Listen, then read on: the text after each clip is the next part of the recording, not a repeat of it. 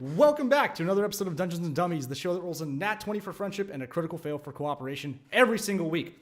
This week, we told all of our players, except for me and Chris, to take a long walk off a short bridge, and we have a whole slew of random internet celebrities that we found to come play on our show. So, we've been plugging this episode for like 2 months, so I'm not going to get super deep into it. We are running the first Underground Oracle adventure. Myself and Chris, obviously. Jeremy and Joe are out frolicking at Disneyland, having a grand old time. Our friend Morgan is back. He'll be running the adventure for us, and we are joined by our friends Nick, Blake. Nobody even said anything to screw me up. I did that by myself. I think I'm going to call Blake Blick for now on. All right, Blick. Blick. You're either Hipley or Blick to me for now on. It's too late to change your character name now, too, because the overlay's up. I would have just forced you to go with Blick. Actually, with Shard Tabletop, you can change your character name at any point. Excellent. I think if Chris can get away with naming an exotic race Steve, then we should be able to call Bob Blick at any point, and it'd be okay. Steve the Slimeling. It's all one. You got to say the whole thing. Well, say the whole thing. That's what the cinematics are for. Unfortunately, we do not pay for enough resolution to fit Steve the Slimeling on a slide, so it's just Chris-Steve. Did you put Barry on there? Barry Bear the Bear? No, there's no Barry Bear the Bear. You're just going to have to roleplay that into existence. We are also joined by one half of the amazing publishing duo over at Underground Oracle, Jess. She's over there on the bottom next to Nick. Say hi, Jess. Hi, Jess. Hi. With that being said, I'll stop making an idiot out of myself. Morgan, I'll let you take it away. Go do your thing. Show everybody why you get paid to DM. Oh, okay. No pressure at all. What's up? What's up, guys? I'm Morgan with Mindflayed Mondays. My pronouns are he, him. I'm going to be the master of games for this evening. I don't know why they picked me. I appreciate it, though. So let's see if I can kill some characters. You were the only qualified dungeon master available. Yeah, it's like you ask other people, like, yeah, do you need a player? No, we need a dungeon master. Oh, no, I'm good. I highly doubt that I will actually be in charge of anything tonight with this crazy cast. But we're gonna see what we can do. You guys can find me on social medias everywhere except Twitter at Mindflayed Mondays. On Twitter, it is at Mindflayed Mun. And as I said, basically the founder of Mindfully Mondays. It's mindfullymondays.com. It is a team of professional dungeon masters. You had Joseph on your Vecna fight with me. He's one of the dungeon masters that work with me. We have a bunch of others, and they're all amazing. So if you need somebody to run a game for your corporate office, or you have a young teenager who wants to get into D&D and is having a birthday coming up, let us know. We run online, and if you're in South Florida, we do games here in local South Florida. So besides our pro DMing, I'm going on a rant, guys. I got a bunch of stuff. Sorry. Everyone gets 9 minutes to soapbox when they're introduced. I have D&D related stuff on Amazon. So if you're looking for like cool Dungeons & Dragons shirts, I have made some of those. So you can find them on Amazon, as well as some stuff on Redbubble. And I also have some content that I created. I'm not as cool as a publisher as Jess and Keith, but I do have a few things on the DMs Guild. So you guys can check those out as well. And if you're interested in more things that I do after tonight, check out our podcast. We have a podcast that we do new episodes every Monday. It's a homebrew world where we basically are up in the clouds. The continents have been lifted off the planet, and the players are trying to survive in a world that is much different than what we would normally expect. So besides that, I'm just really excited to play with this amazing group. I don't know if you can, or do you want me to put my links in there? No, yeah, throw them in, dude. My chat is your chat. I also don't moderate the chat. Chris does, so that's actually a Chris question, but I'll answer for him. There you go. Oh, I do? Oh, shit.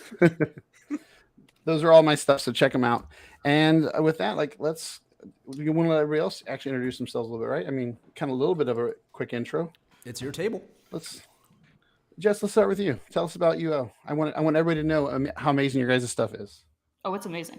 I am Jess Penley, one half of the third-party publisher Underground Oracle Publishing. We create very cool 5th edition supplements that you can slot directly into your existing games, lineages, creatures, archetypes, the whole nine.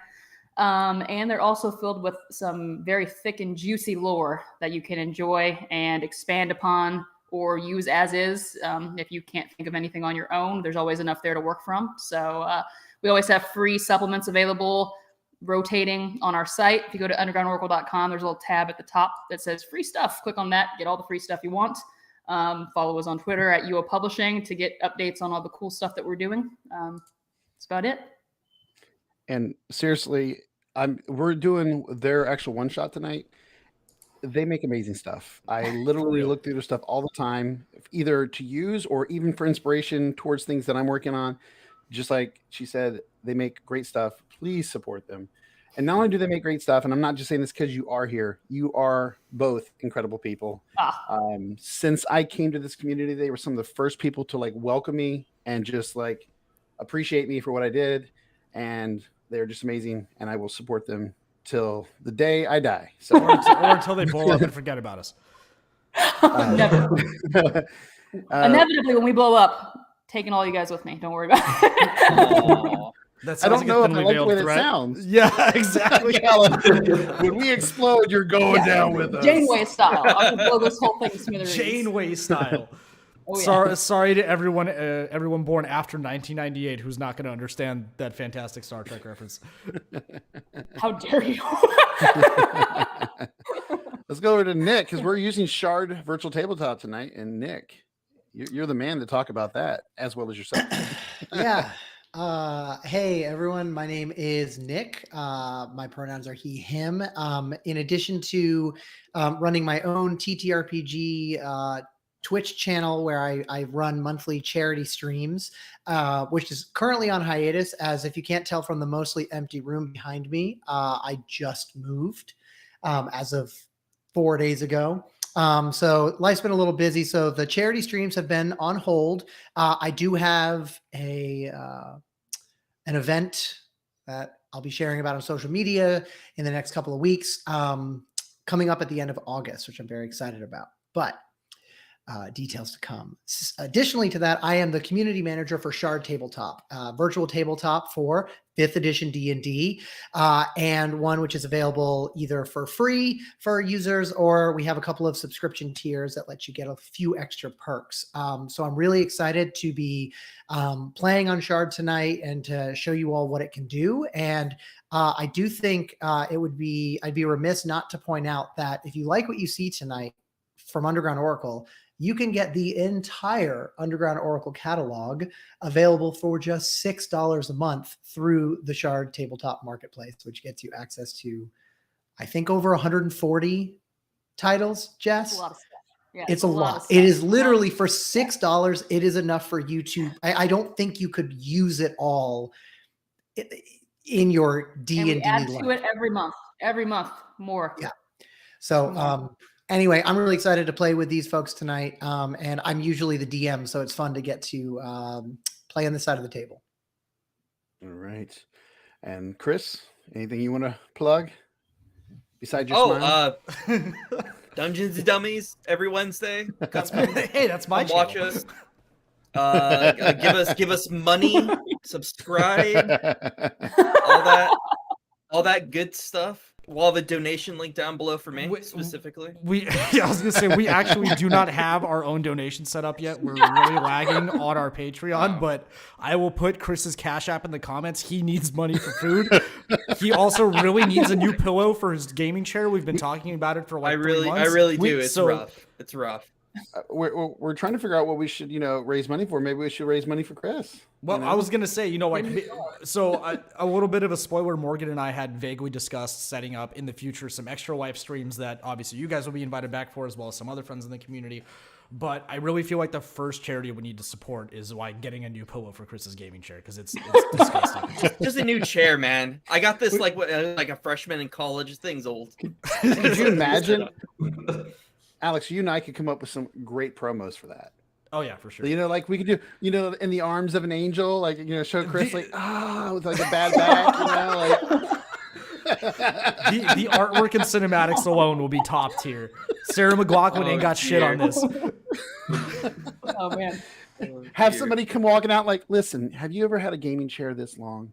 You understand the pain that Chris is going through. You know, like, I'm telling you, we can do this. I will say this for the people who are new to our channel. You should tune in on a regular basis because our DM is the only reason to watch the show. Let's face it, the players are all garbage. But Jeremy is like the most talented person in the world to the point where, like, at one point we were debating doing like a monetized Facebook ad, and I was like, we could hire like an actual voice actor to like read a monologue that I write. And I was like, but I kind of want to do it in a wizard's voice. And Jeremy, like, within 4 minutes, sent me like 17 recordings, and they were all perfect. So if you guys need a narrator, tune in. And next week, I'll have Jeremy throw a link to whatever I can get him to fabricate on the internet in the comments, so you guys can hire a professional voice actor who's not a voice actor. And he can sing too. Oh, yeah, the man can sing. All right. Before I completely derail us before the game even That was starts, my fault. I do want to. I saved Blake for last, but it's because I love and Blake. Me and Blake have this love and hate relationship because we're on Zeal Zaddy's channel on Tuesday nights, and Blake, both in and out of character, loves to torment me. So tonight, payback, Blake. No, no, I'm kidding. Blake is an amazing player. I am honored to get to play with him over on Zeal Zaddy, and I'm really excited to get to run for him tonight. So, but Blake, tell us about you, man. Yeah, so Blake, I don't make as cool stuff as all these people do. You know, I'm a player. I love playing. I love role playing. So that's what I'm doing. Like Morgan said, I'm used to be on Zeal Zaddy with Elixia. That's been a complete blast. That's been getting pretty nuts. So I play with Jessica for like seriously, like Underground Oracle Publishing. Like they're decent people too. Like they're not only to make good content, they're amazing people as well. So but just decent. Okay, wrong choice words. You don't know what I meant. So, you know, they're like a 12 on a D20. No, not a 14. Let's like about a 14 at least. A solid 14. But, I'll take that. 14 with a modifier. Exactly. I'm going to put that in my profile, I think, for now on. A solid 14. And you got to quote Blake. Solid 14, Blake. That'd be the best. Just like use that for your little review page. You got a 14 from Blake. But yeah, for real, I'm excited to get to play with these guys. It's gonna be a lot of fun. So I can't wait to get started. But yeah, you can find me on Twitter too if you want to at Blake C. Francis, I guess, if you don't really post much. But hey, I'm there. All right. Is there anything else, Alex, that we need to be aware of before we get going? I got nothing to plug. I mean, if you're here, then you're seeing the only thing that we create. So hi, this is us. Our social medias are always in the description below, so you can always find us there if you want to. But to be honest, you can also just find us like trolling every single one of their Twitter accounts. So you can just follow them and wait for one of our comments to pop up. It's almost that is fair. It's almost unhealthy. I need help. No, I like that actually, and I don't want to put you on the spot, but you are the only person here who hasn't told me how amazing I am. So if you want this game to go well, in all fairness, number one, you're not DMing. Number two, I'm pretty sure I start every conversation. I will say, to piggyback on everyone else, I start every conversation with every new partner or every new streamer that I meet with. Yeah, you guys know Jess and Keith. Yeah, they are amazing people, and then I immediately start shit talking after that. But I at least get that first time. How many has to keep us humble because this is ridiculous. You got to maintain humble balance. Brag. There you go. That's true. It's true. All right.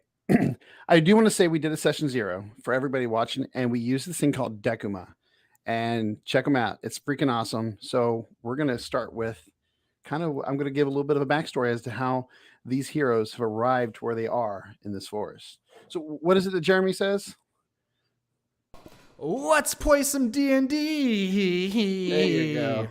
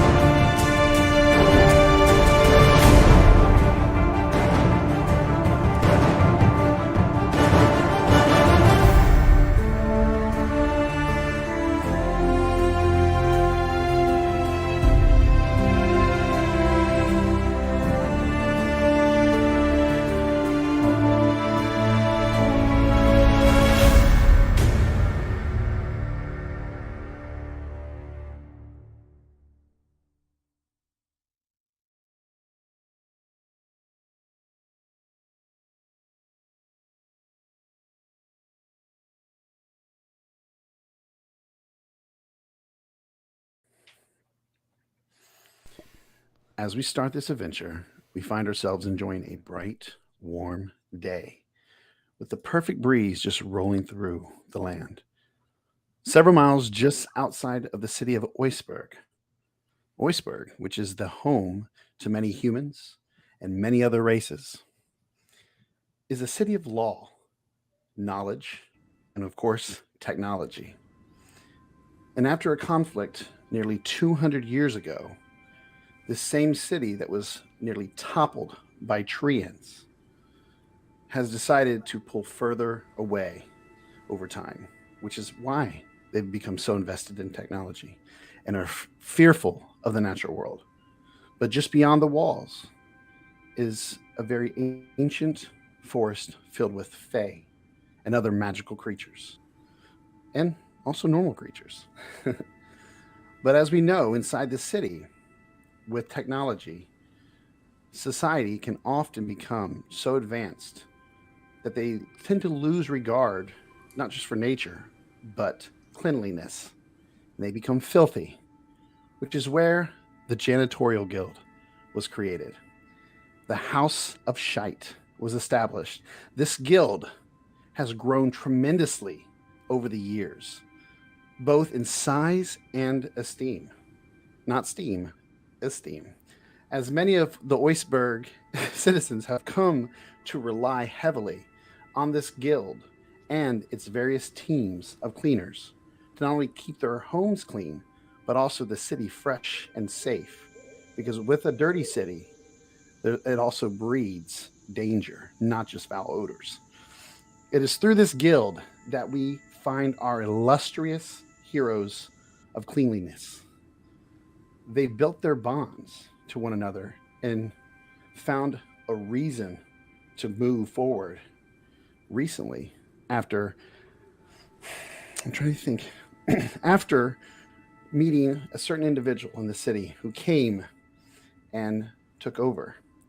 Everybody loves this Lord Cornelius Fetcounter.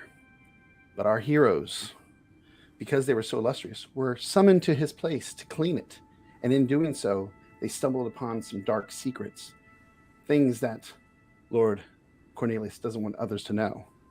And he found out that they knew.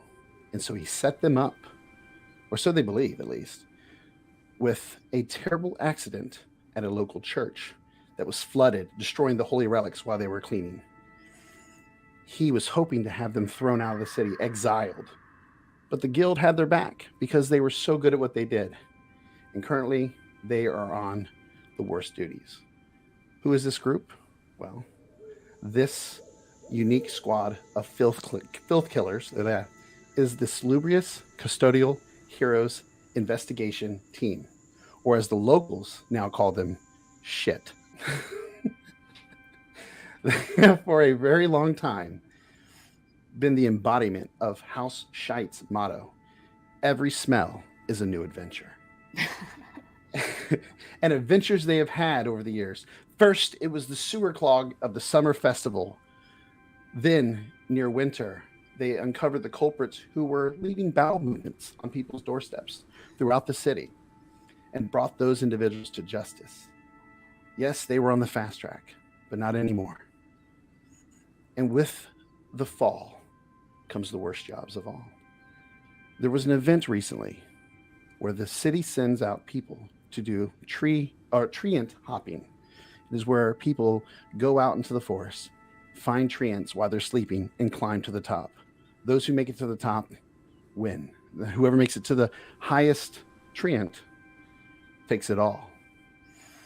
But they didn't just go out there to celebrate. No, they were sent out there to clean up after the citizens, to ensure the treants don't get too angry at the messes that they leave behind.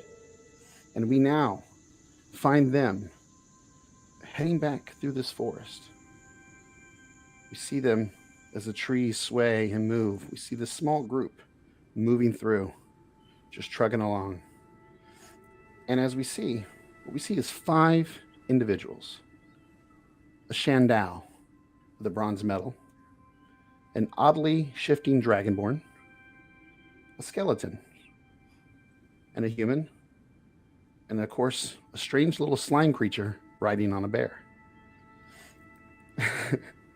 Who leads the way as you guys are moving through the forest?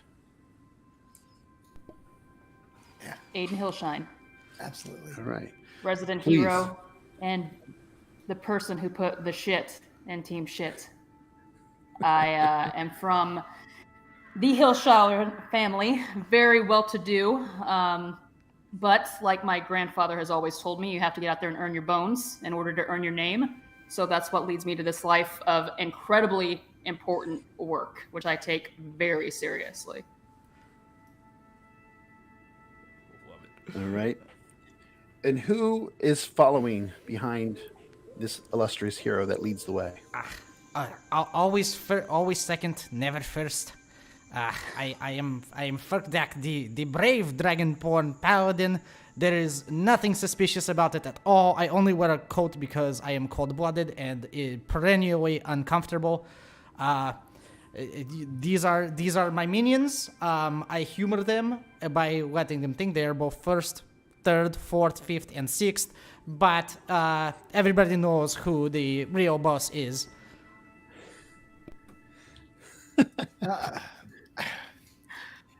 I must say, Ferk, you always bring up the cold-blooded thing. You know that means you should be comfortable at pretty much any temperature. I you can don't. adapt I to. don't think that's right.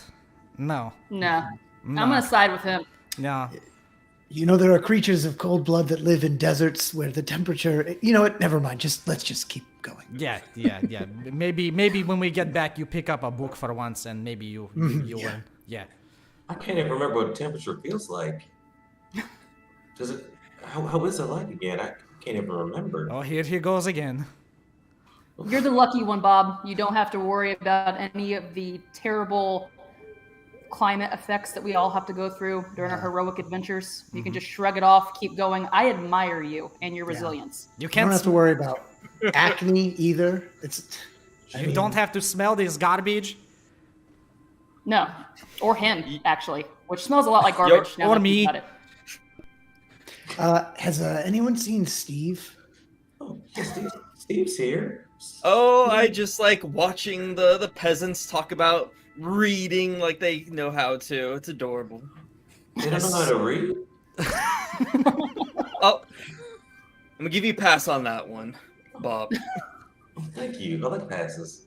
Reading is for people in robes or heavier garments or people who don't need to get out in front. You let them do the reading. They boil it down to what's important to you.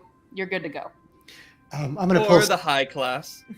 I'm gonna pull Steve aside. Steve, you know you're gonna have to literally give a pass to Bob later, or else he's gonna be concerned. You said you were gonna give him a pass.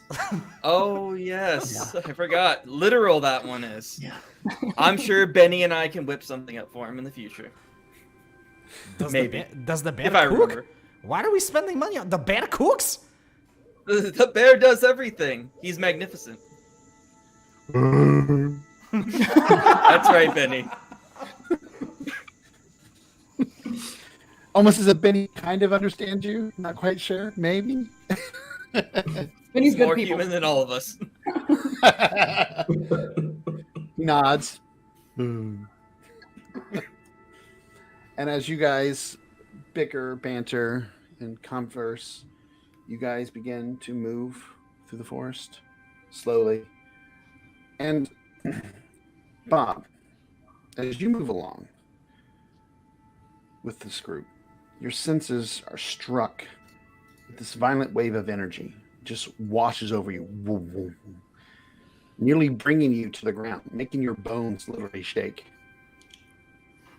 And you realize that there's something wrong in the forest. Do y'all feel something? Whoa. Do y'all feel that? That's something. None of you else something feel it. wrong. I feel my bones. Like you hear that rattling? That only happens when something's going on, and something's going on. I can feel it. Rattle Va- bones. Valen will definitely. You'll see 1, 2, 3, 4 as his 4 arms each pull out a dagger, and he just kind of looks around in the trees. I think he probably trusts Bob's instincts, even if he doesn't sense anything. Yeah, you guys don't sense it, but you do notice that his bones actually seem to be kind of vibrating, which you've never really noticed that before. I'm sorry, guys. It happens when something like someone's disrupted nature. I'm Do you sorry have that do you have to pee? Do skeletons Mm. I pee? don't Can think you pee? so. No, I can't pee anymore. No. Oh, that's a shame. Anymore. It just evaporates off of them.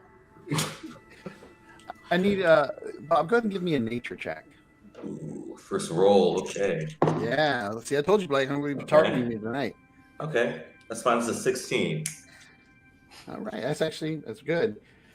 As this sensation just keeps pulsating through you, you begin to kind of be able to focus on it, and your bones stop vibrating as you are able to draw your senses, your connection to nature, and you get this odd sensation, almost as if like you have an internal compass, and it's like hand is pointing you in the direction of where you're feeling this energy pulsate out from, like almost like a disturbance in the force, so to speak. There's your first Star Wars pun for the night. And not the last. You're first. No, it feels rather close, and not only do you can get a direction where it's at, you can actually kind of get a vibe that it's within a few miles of here where it's coming from. You guys, I think it's this way. I kind of feel like from over here. Should we go and investigate? I mean, it seemed pretty.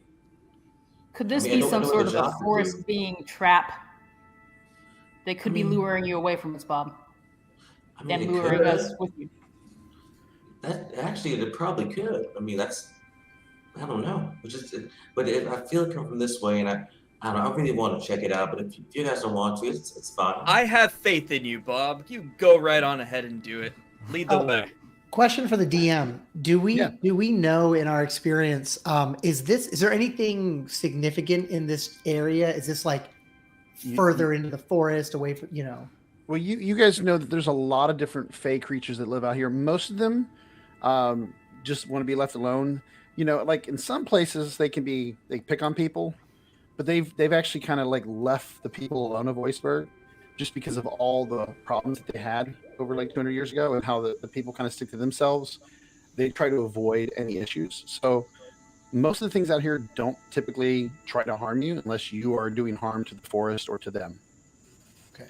At least from your guys' experience from Barkra, what she's taught you near Bob's house, which if you guys want me to say, Bob lives outside the city and he lives with a very elderly treant named Barkra.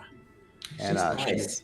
she's kind of like a very friendly treant who has taught you guys a lot about nature, which you wouldn't have been able to learn anywhere else. Free housing? Yeah.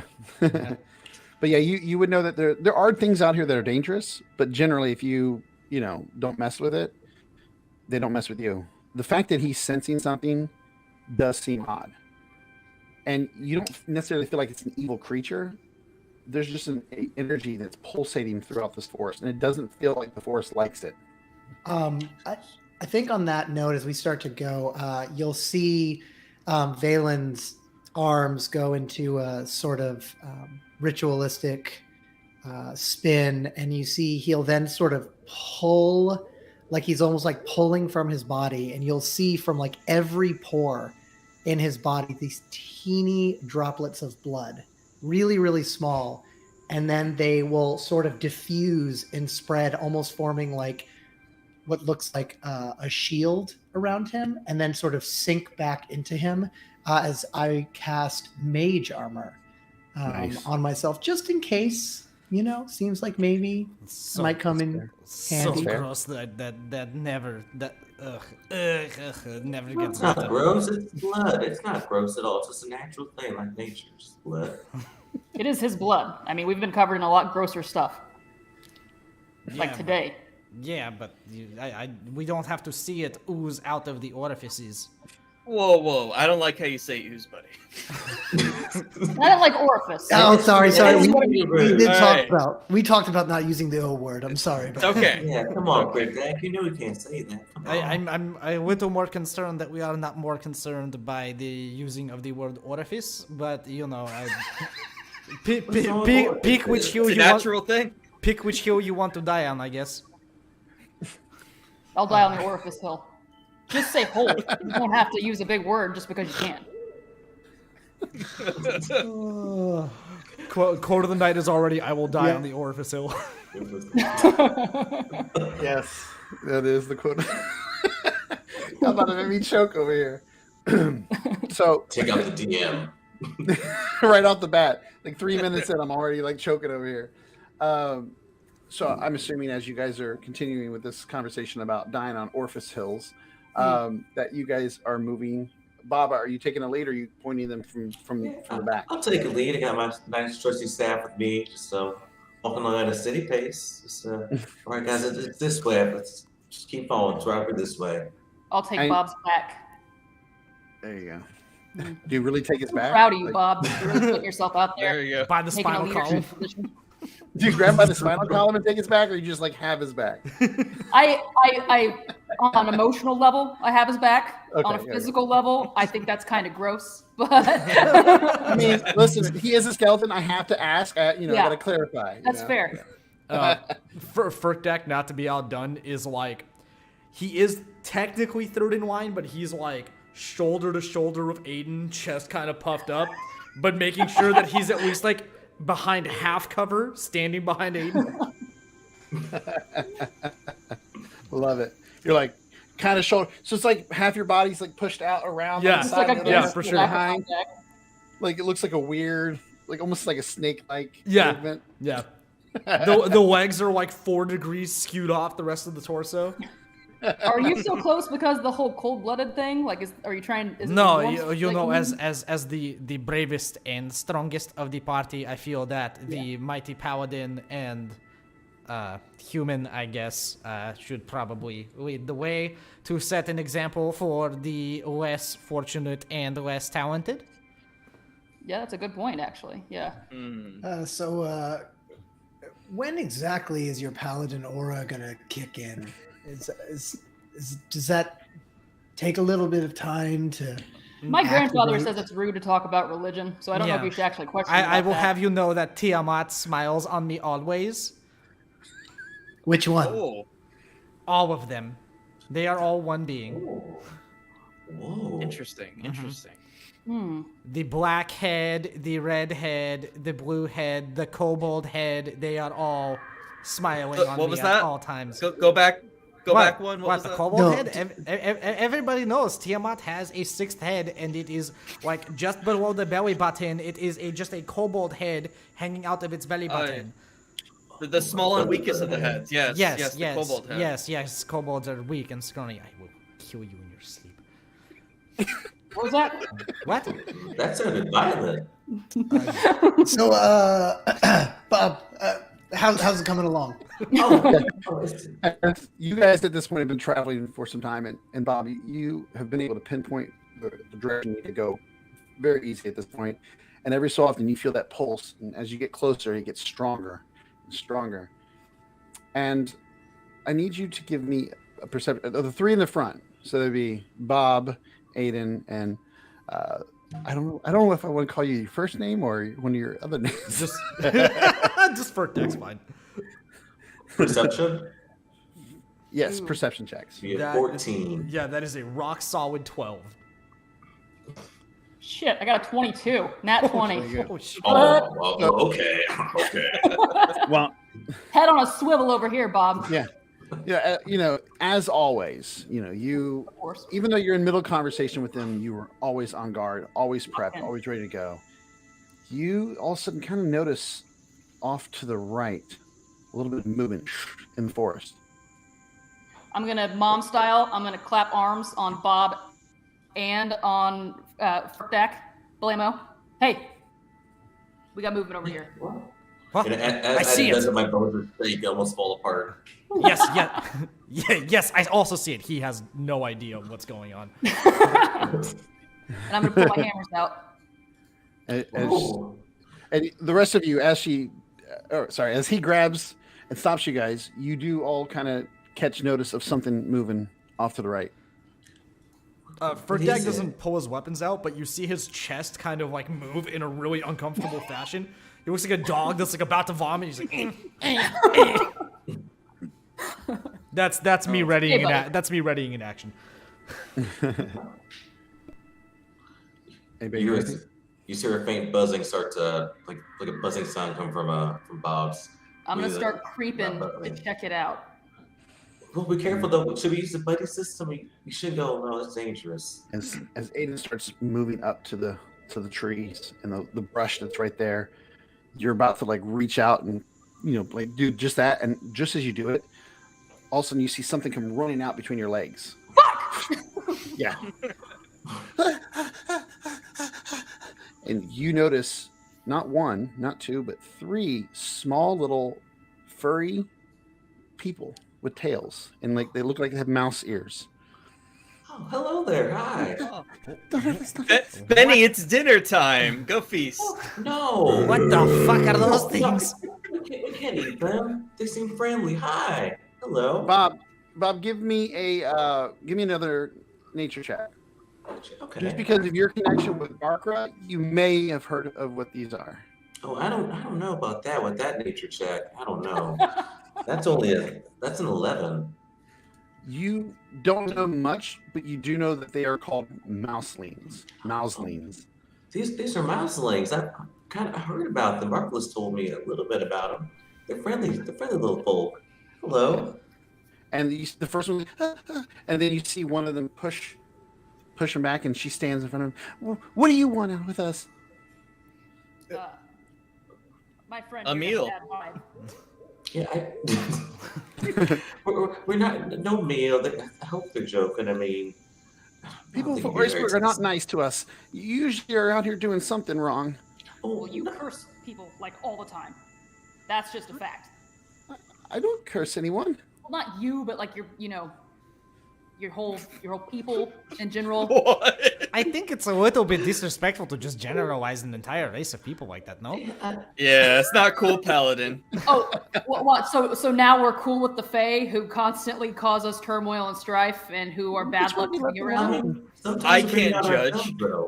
If you guys are arguing, they're kind of like backing away a little bit. No. Wait, little ones. Wait a second. Look, everyone, we all thought that it was kind of wild that Bob was living inside a treant, right? Yeah, that was messed up. Barker turns out to be, lovely. The lemon tarts she makes, come on, guys. I can't even taste them, and they're delicious. It is very sad to watch you eat those and see that rictus face of yours. Just there's no taste buds. Anyway, look. Downer. Decent for commoner food, yes. It sounds like are you three in trouble? Well, we had to flee. All right. Well, look. I know you think the people of Iceberg are kind of shitheads, but we all kind of think that too. A lot of them have not been so We are great to literally us. shitheads. Yeah, we are. A lot of food. What did you say you have to run from? Is it a treant? Do you need us to take out a treant? The treants are nice to us. There's something that attacked our home. Elder Timo couldn't deal with it, and everybody's in uproar. We're just trying to leave before it gets bad. Oh. Well, that sounds terrible. We can help, can't we? I think we can help. Are you guys hiring for assistance? If you're willing to help, I'm sure Elder Timo will accept it, and I'm sure he'll reward you. We do have some treasure and some rewards. Furkdak and his band of apprentices are on the case. You're the leader. It kills and they me look at you like they look at you weird, like you're the leader. Yes, He's shadowing. the mighty, tall, very robust, very buff dragonborn. Yes, I, the legendary Furkdak, slayer of pigs. The very singular, unified person that is Furkdak. Exactly. Yes. Sorry. I love you. You're so funny, man. Yes, a very singular person. All right. Well, if you want to help, and we're not going back, not until it's safe. But if you want to help, you can go there. And they literally point in the same direction that Bob, that you're feeling that violent force coming from. All I know is whatever's attacking us is it's trying to steal our magic, and it's destroying our home. That's not nice. I think I felt what you guys are talking about too. Someone was kind of, I felt a little disturbance, so it's probably it. It's in that same direction. Yes. Well, I think it's our duty, our obligation to help you out, even if there has been some issues between our two peoples in the past. I'm going to extend a helping hand, and I think my entire group We would do the we same. we As long as they pay. Steve is down. Their money is going to be like microscopic. Like, I don't even know how you think that's going to be spendable once we. I mean, they did say treasure, so treasure can Steve, be nice Is it too. like person-sized treasure that we're talking about here, or is it like Yeah, but little Aiden, mousing stuff? Everything goes my look. 401k. Yes. Aiden, if we take their small coins and we go find a smaller race of creatures in the forest, it'll be huge to them. So we can just turn a profit. That's actually a really good point. It's the big Yeah. brain up here. And then the one that's been quiet goes, but if you give it to them, won't they just give you smaller coins in return? Fuck. You know, there's a reason why I became a wizard, not an accountant. Let's just go see what's going on. I'm Like a I'm gonna make- Bitcoin, it all adds up. I'm gonna make each of them a flower with the druid craft, just so they can feel a little better. Because I see they're kind of down, so I'm gonna make a couple little flowers for them before we go.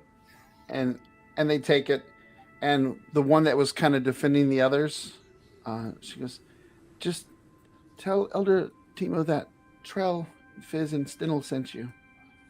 That should make him a little bit more welcoming. Okay. All right. We're going I'll to let Benny see. go. We'll try. Eat him, Benny. No, I'll have Benny go around so he doesn't eat them. Come on, Benny. They're not worth it. He's like, we got what we wanted from them. Now eat them. No, They look dirty anyway, Benny. Let's go. Yeah. you do kind of have to guide Benny because he's kind of licking his lips, looking at him. No, not this time, buddy. Please don't make Chris roll Witnesses. animal handling. This goes really poorly in our regular game. No. Yeah, Valen will reach into his pouch and you'll see he'll pull out some rations and hand them over to Benny. Benny will just. Some dried meat. That's I why like- you're my favorite. And as you guys continue forward, you guys do travel a bit further down, and it takes you a couple hours. Because this is about 3 miles away overall, so it does take you a little bit of time to get there, especially moving through the brush and trying to follow this pulse. But you finally do arrive, and you kind of step out through these lush plants and vegetation that you've been traveling through, and suddenly it gives way to this small clearing, and you guys can immediately hear sounds of like crying, sobs, distress, and it sounds like there's a group up ahead you can kind of see a couple of the little small heads in the distance that are gathered up gazing at this really large tree, and you can just see the crowd. They're all focused on the tree, and you look at the tree from here. It's complete with beautiful carvings. It has minuscule stairs, like just big enough for those little people to climb up, and you can also see other delightful touches of habitation. And you can also, at the tree, a little bit high up, you can see pulses of green energy that seem to be coming from the branches above. And that's what you see as you guys step in. You go ahead and load a map. Like magic. Such beautiful architecture. I love it, like the little stairs and stuff. Are they having a party upstairs? My legs feel like dancing. Ooh, you dance? I never seen you dance My before. legs dance. Lucky you, buddy. Lucky you. My legs dance. Oh, let's see it before we go. They're quite gracious. So like, Furdak starts doing like a shuffle in place, but his torso and his neck and head are just bouncing up and down. There's like no rhythm to it at all. While like the legs are doing like a really intricate like Lord of the Dance river stomp. Oh, that's Classic Dragonborn cultural dance. Yes, Yes. We keep our top half sturdy to demonstrate power and martial prowess at all times. I completely understand It's that. less your top half, Firkin, more like the top third. it's a very specific faction, but yes, I suppose so. But yeah, you guys see that small group. And they're crying and stuff. Like Yeah, they're huddled around this tree. Like I said, you see this large Okay. tree. It's shooting up in the sky. It looks like it's not just a normal tree. It looks like there's stairs that go up into it. There's like a little entryway. It's beautifully carved. Amongst the group, you do see one of them that seems to be having like a cane. Looks like an elder. Might be the one that you guys were sent to find. What was her name again? Bob, do you wanna go ahead and take lead on this? You seem to be less offensive to these little buggers. Okay. Yeah, I don't think I'm offensive. Yeah, sure. What was the leader's name again? I forget. I'm sorry. Elder Timo. Timo. Okay. Yeah, I'll go chat. Be So- wary of their tricks. Their tricks. Mm-hmm. What tricks? Just they tricks. You know, They- I don't know. I They don't probably know. knows more of the specifics of the actual trickery, Yeah, but they they're make tricky. they make you dance until you die. They make you spin in There's one. circles until you starve to death. They make you climb can trees starve until you have a again? heart attack and die. I don't have a heart. I don't think I can starve. Actually, but- you are probably best person for this job. Yeah. Yeah. Yeah. Oh, well, okay. Yeah. I don't trust anyone that lives in wooden houses. But I You literally live in a Okay. shack with the rest of us. Well, Yeah. now I do, but that's by choice. Do you not It's trust Timo. yourself then? You need to trust yourself at least of anybody, I think. I'm gonna go talk though. I'm sorry. I'm gonna go talk to And you guys send Bob, the skeleton druid, by himself over to a group of small little mouselings. The heart of the group. The heart of the group. And at first, as you start approaching, they all turn and gasp, and a lot of them kind of scatter, like to hide in the brush. It's okay, it's okay. Please don't do a trick on me, please. It's fine. Elder Timo turn. What kind of sorcery is this? What are you doing? Oh, I'm here to help. I'm Bob. I'm here with my friends, and we hear you guys are in trouble. You're Timo, right? I'm Elder Timo, yes. Yes. We were sent by some other. If you're kind of, they said someone's going on, and you guys needed help. So, Who sent you? oh, I forget their. I'm so bad with names. I think it was Tim Tam. I forget their names. I'm sorry, but they were like kind of like you, like mouselings, like a little different though. How many of them were there? I think there was 3 of them. Was it Trell and Fizz and Stiddle? Oh, I think that's yes, that's them. What they tell you is going on? Have they? I mean, you're from Oisburg. Why are you here to help us? I figured you'd be happy that terrible things were happening to us. Everybody no. in Oisburg hates us. Oh no, I mean, Aiden kind of thinks you guys are a little rude, but I think they just, I don't know. I think you guys are fine. But it's it's fine. We want to help. Come on, you guys, come on. Guys, Kinda wave 'em over. the body language tells me it's going very well over there. Yeah, he's nailing it. he- I'm gonna walk up. Strong. And he kind of like, and at first you're thinking he's just kind of old on a cane, but you realize that he looks like he's injured. Oh, Is is something ailing you? Is there? You look kind of hurt. Is something? Yes, we were attacked by a terrible abomination. It's a brass cap. They're terrible. The bane to all fey kind. It surprised us. It came into my home. This tree here.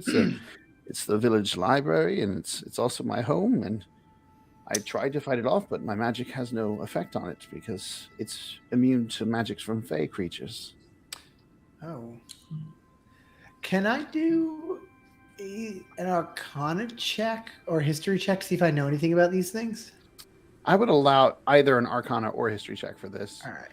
'Cause Mainly they because sound of how they were magical. made. Yeah, mainly because of how they were made. So I would allow either. All right, that is a 17 on the die, Ooh. 23. Nice. You know quite a bit. Brass caps, they were created by a Djinn years ago because he wanted them in his plane because he thought they were very interesting. He tried to copy Fae, so he took blood from like Fae or like some of their, not blood, their energy, and he tried to create his own. And you know that the history book says that he even admits that is the biggest mistake he ever made, was creating these things. They're very nasty. They want to constantly consume magic from like fey beings, and they're a lot of trouble. They're not very nice. They're pretty nasty, and they are in fact immune to Fey magic. Like if a Fey being tries to cast spells on them, it has no effect. Huh. I take out, I've got the book, and I say, no, look, right here, it says, it was the worst mistake I ever made. I show the party. Where did you pull that book from? Don't worry about it. It's one of my 4 hands puts it away. I kind of imagine that you have like underneath like your robes, like kind of like the Liam book, thing. Yeah, but, like, holsters. multiple ones, multiple holsters. Like absolutely. I've got a whole a whole bandolero A of through books? Z, to encyclopedia. Yeah. I've heard of these creatures. These are terribly dangerous creatures, tricksters. Yes. Yeah, they're very cruel. You also know that they also do. You would know, and he would tell you this as well. But as you're reading, he kind of says it as you're kind of reading the information. Like, oh, okay, yeah, that they do like to use special copper coins to create what they call copperlings. God, And they're basically like little minions for them to use and hurt people and do whatever they want them to do. So They do Lay it on whatever. us, Galen. You look disturbed. What's the situation? well, I remember a little bit of something from my book that mentioned these copperlings, and they don't have blood. Well, that's not so bad. What's wrong with that? Well, you all know most of my spells rely on boiling the blood, extracting the blood, twisting the blood of others. So Oh, I might just have to use these, and I just pull out my daggers. you could also use your books. That's true. That's true. maybe we can give them blood or something, like throw it on them, and then you can use your magic stuff on them. That's actually an interesting theory. Let's test that. Where are you getting your blood from? Don't worry about it, Aiden. I'm sure you'll drop some. This is going to a good cause. Our blood donor. But yes, that's what's kind of attacked us. It seems to be doing something in our home, and it's affecting our magic and the forest around. And I'm not even going to make you make a perception check. As he says that, you guys kind of look around, and you didn't like notice it before because you were so focused on this small group of this community. But a lot of the plants, the forest life around this area seems to be wilting and withering away, like slowly, like the life is being sucked from it. And you realize, Bob, that this is what the forest was calling you to. This is that pulse that you're feeling. Something is killing the forest. You guys, this is terrible. We gotta help. Look at the forest. I'm gonna. Oh, fucking cry. Oh. I go over to Bob and I take my water skin and I just pour a little bit in his eye sockets. Oh, You pour it in the eye socket, comes out his mouth like drool. am I crying? Is this what crying looks like? It's very moving, Bob. Very much. Everyone else is. I'm crying so emotionally invested in this moment. Trying to force Elder tears Timo out. Elder Timo just kind of looks at you. So I'm trying to understand what is happening. Are you here to help, or Yes, I'm sorry. This is part of the creative process. Here to, yeah. We're gonna clean this shit up. We're going to take care of your problem. Yeah. Don't you worry. Should- You little mice we go people over- will be running around in no time. But why? What do you mean? Well, I mean, Oisberg hates us. No, I mean, Your Lord Cornelius, he's been trying to. get rid of us for Don't some worry time. about. Yeah, don't worry about that twat. We are the shit, and we are here to fuck shit up. Yeah. Listen, he's a poopy head. We don't like him. listen, No, no. listen, You see now, Bob. Now you're throwing off the shit puns. It's going in the wrong direction now. Oh. Terrible name. Sorry about that. Terrible. It's your lucky day, Mr. Elder Timo, because you got the right crew of people on your doorstep to take care of this little problem you have. Doesn't matter what kind of little weirdos up there. We're gonna clean them out. You're gonna be back in bed in your library. You live in a library in no time. Like I keep track of the library, and I teach the young, and it's the tree is a lot of things to us. It serves as a library, a schoolhouse, and I live there, and it's about 3 It's floors. beautiful. It's they really don't paint beautiful. pictures enough. They don't. They don't. It's probably not going to stay beautiful if we don't I get almost going. died protecting those kids. I got them all out, but you think anybody's gonna give me a raise tomorrow? No. Here, Timo, look, if you're gonna ask for a raise, you got to look your best. I'm gonna cast prestidigitation, remove the dirt, the blood, whatever it is he's got going on in his robe. Say, look, go talk to your people. We're gonna go deal with this tree. We're all about style, no substance. As you point to Bob, because he has no meat or flesh on him, no substance. Aww. Oh, no. Well, if you are going to go in, there are some items on the second floor that you should know about. There is a scroll of banishment there, as well as some hearthfire potions. So, when you get to there, feel free to grab those. They can be very helpful, especially if you can. You might be able to use the scroll to get rid of, the brass cap that's there. So. There we go. In and out. Sounds like a plan. Yeah. Oh, where's this shit at? Like, We're right on the here. second floor. It's you go right through that door, and you guys look over and you realize that there is no way in this world that you guys could go through that door. Well, sorry, bud. Well, we tried. This I is don't just think like we the can tiny do it. money situation that we were just talking about. Unfortunately, I don't think any part of my body is going to fit in there. Oh, well, actually, Steve might be able to. Steve, you can fit in there. I could fit in there. Let me wiggle out of my chainmail armor. And I'll slither down. He just Betty. oozes through the chain links. Yeah, it might be a good time to tell everyone that all Steve is basically a slimeling in chainmail armor with like two googly eyes on top. So as he moves around, his eyes are kind of just wiggling all over the place. So I slide out of my armor and I try to. Oh wait, Steve, I'll send a spy with you, and out of Bob's robes, like a giant wolf spider kind of crawls out. He can go with you. Wait! You're so quick to send them in. We have a way to make you guys small temporarily, so you can all fit in there if you're willing to go in.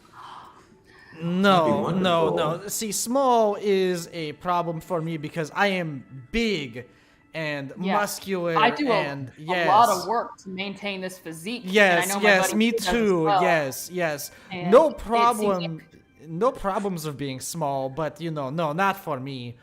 No offense to you Yeah. small people. I'm just not a small person. And I'm pretty proud of that. So I don't think you can make Benny. He's Hey, a big boy. Aiden, what is that over there? While Aiden's looking away, I leaned out to Timo. Hey, if you're gonna shrink us, I'd do it now. Okay. I And don't see with it. that, kind of nods to the others, and as you guys are kind of like looking around, several of them come out. You guys are like, "Oh, hey, like yeah," and then they immediately begin casting a spell, no.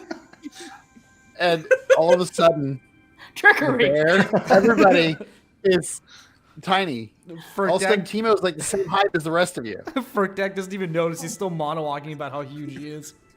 And then you look over, and Timo's the same height as you. Oh.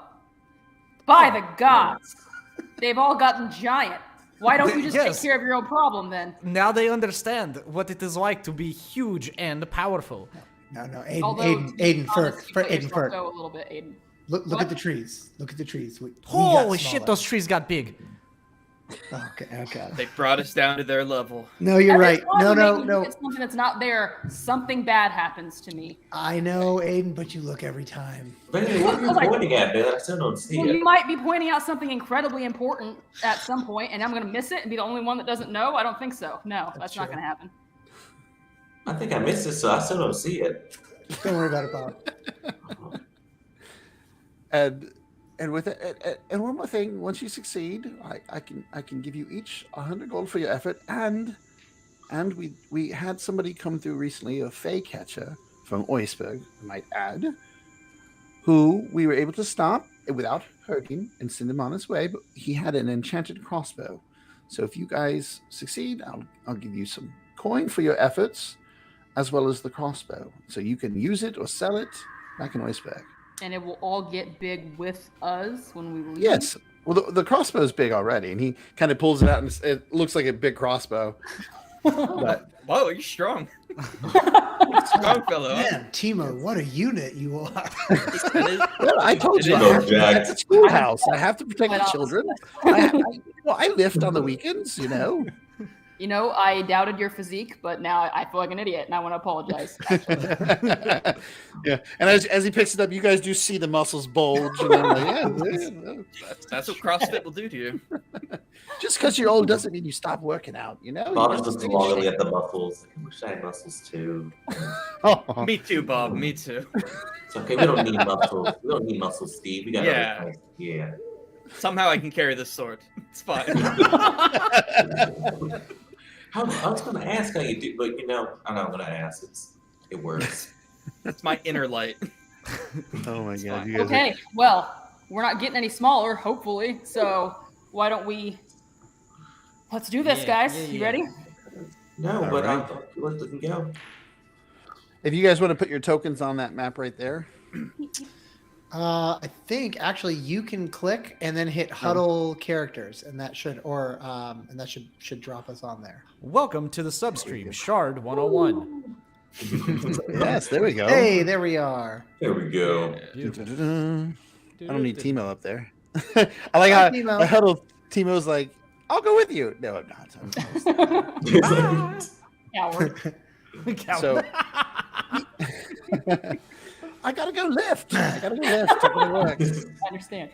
So as you guys finish your conversation with Timo, he points you guys up the stairs. You guys begin making your way up, and as you leave the huddled mouselings behind you and approach the now appropriate size entryway of the first level of this tree home / library / school, your attention is drawn away from the intricate decorations to the central part of the tree, because you can hear sounds coming from inside of it, skittering, odd metallic clinking, clink, as it's moving around deeper inside the dwelling. Immediately you hear that as you guys are walking up these stairs. That doesn't sound good. Furkdeck's gonna do that same awkward thing where it looks like he's about to cough up a hairball. It's just him readying an action in his throat, like there's like a little diamond shaped cutout on the top of his chainmail. It's just like, oh. Sounds like they have And servants cleaning like the silverware or something in here right now. Yeah, it is. You guys can kind of, as you kind of like peek around the corner, you can see a little bit of the entry in there. You have to like look a little bit further in there because it is a little dark. I'm going in. Sure. Okay. Right So behind going. you. Go ahead and give me a perception check as you guys near that entrance. Perception check. I'm terrible at those. Fantastic. Oh, Natural. That's No Steve. perception, and I just keep killing it. 17. Wow. It's the googly eyes. It helps me to see everything. They're enchanted googly eyes. So, I got an 18. all right. All right. Yeah, I mean, a bunch. Did anybody get less than a 12? Yeah. You guys all notice that there is 5 copper-looking mouselings. They look like the people outside, but they're all copper, and they're running directly above you guys on the ceiling, clink, clink, clink, clink, clink, clink, and along the walls. Oh. Yeah, I mean, I'm trying to. Do they take notice of us, like as we lock onto them? Yes, they do. As you guys are walking up, they definitely see you guys. I'm gonna reveal the area so you guys, as you guys are looking into the. There we go. Oh, cool. And as you do, I need you guys to. Wait, no, not that. Where's that at? I'm trying to get to it, but there we go. Start encounter. Boom. That's what you guys see as they pop up. Oh, there they are. Nice. And with that, they see you guys. You see them. They don't surprise you because you heard them. You looked around and you can see them on the ceiling, on the walls, and they kind of clink, clink, clink, and a couple of them jump down and they look right at you guys, and they look ready to engage. So with that, I need everybody to roll for initiative. Yay.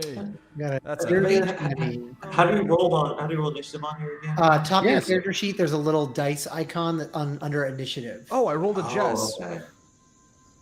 Now, do 12 I have to roll 12 for plus the 2, for them? 14. No, they should be automatically rolled for you when you started the encounter, and then it should auto sort us by initiative. I knew that, but I wanted you to say it so viewers who are course. interested in Shard would know. So, Yeah. see, you don't even have to roll for your initiatives for your monsters; it rolls automatically. But if you are someone who does like to, you can roll and then change it manually. There you go. All right, is everybody rolling the initiatives? Yep. Yeah. I can't roll it on Shard, but I mean, no. Well, wherever you roll it, Morgan, you can then just set Ferk's initiative, whatever he Set says. me up, baby. You just click on the little dash next to his character. He's such a diva. What can I I'm trying to say? I see. live in LA. Yeah, that's what it is. It's Yeah, the LA. that's all it is. It's like I just set my initiative. Yeah. Taking it. For some reason, Elder Timo was on her. I had to take him off. So Oh, he's saying he's gonna fight with us. He's about to throw down. I like his attitude. Mm-hmm. I think. Oh wow! Is that the? Oh wow, dude, their initiatives were baller.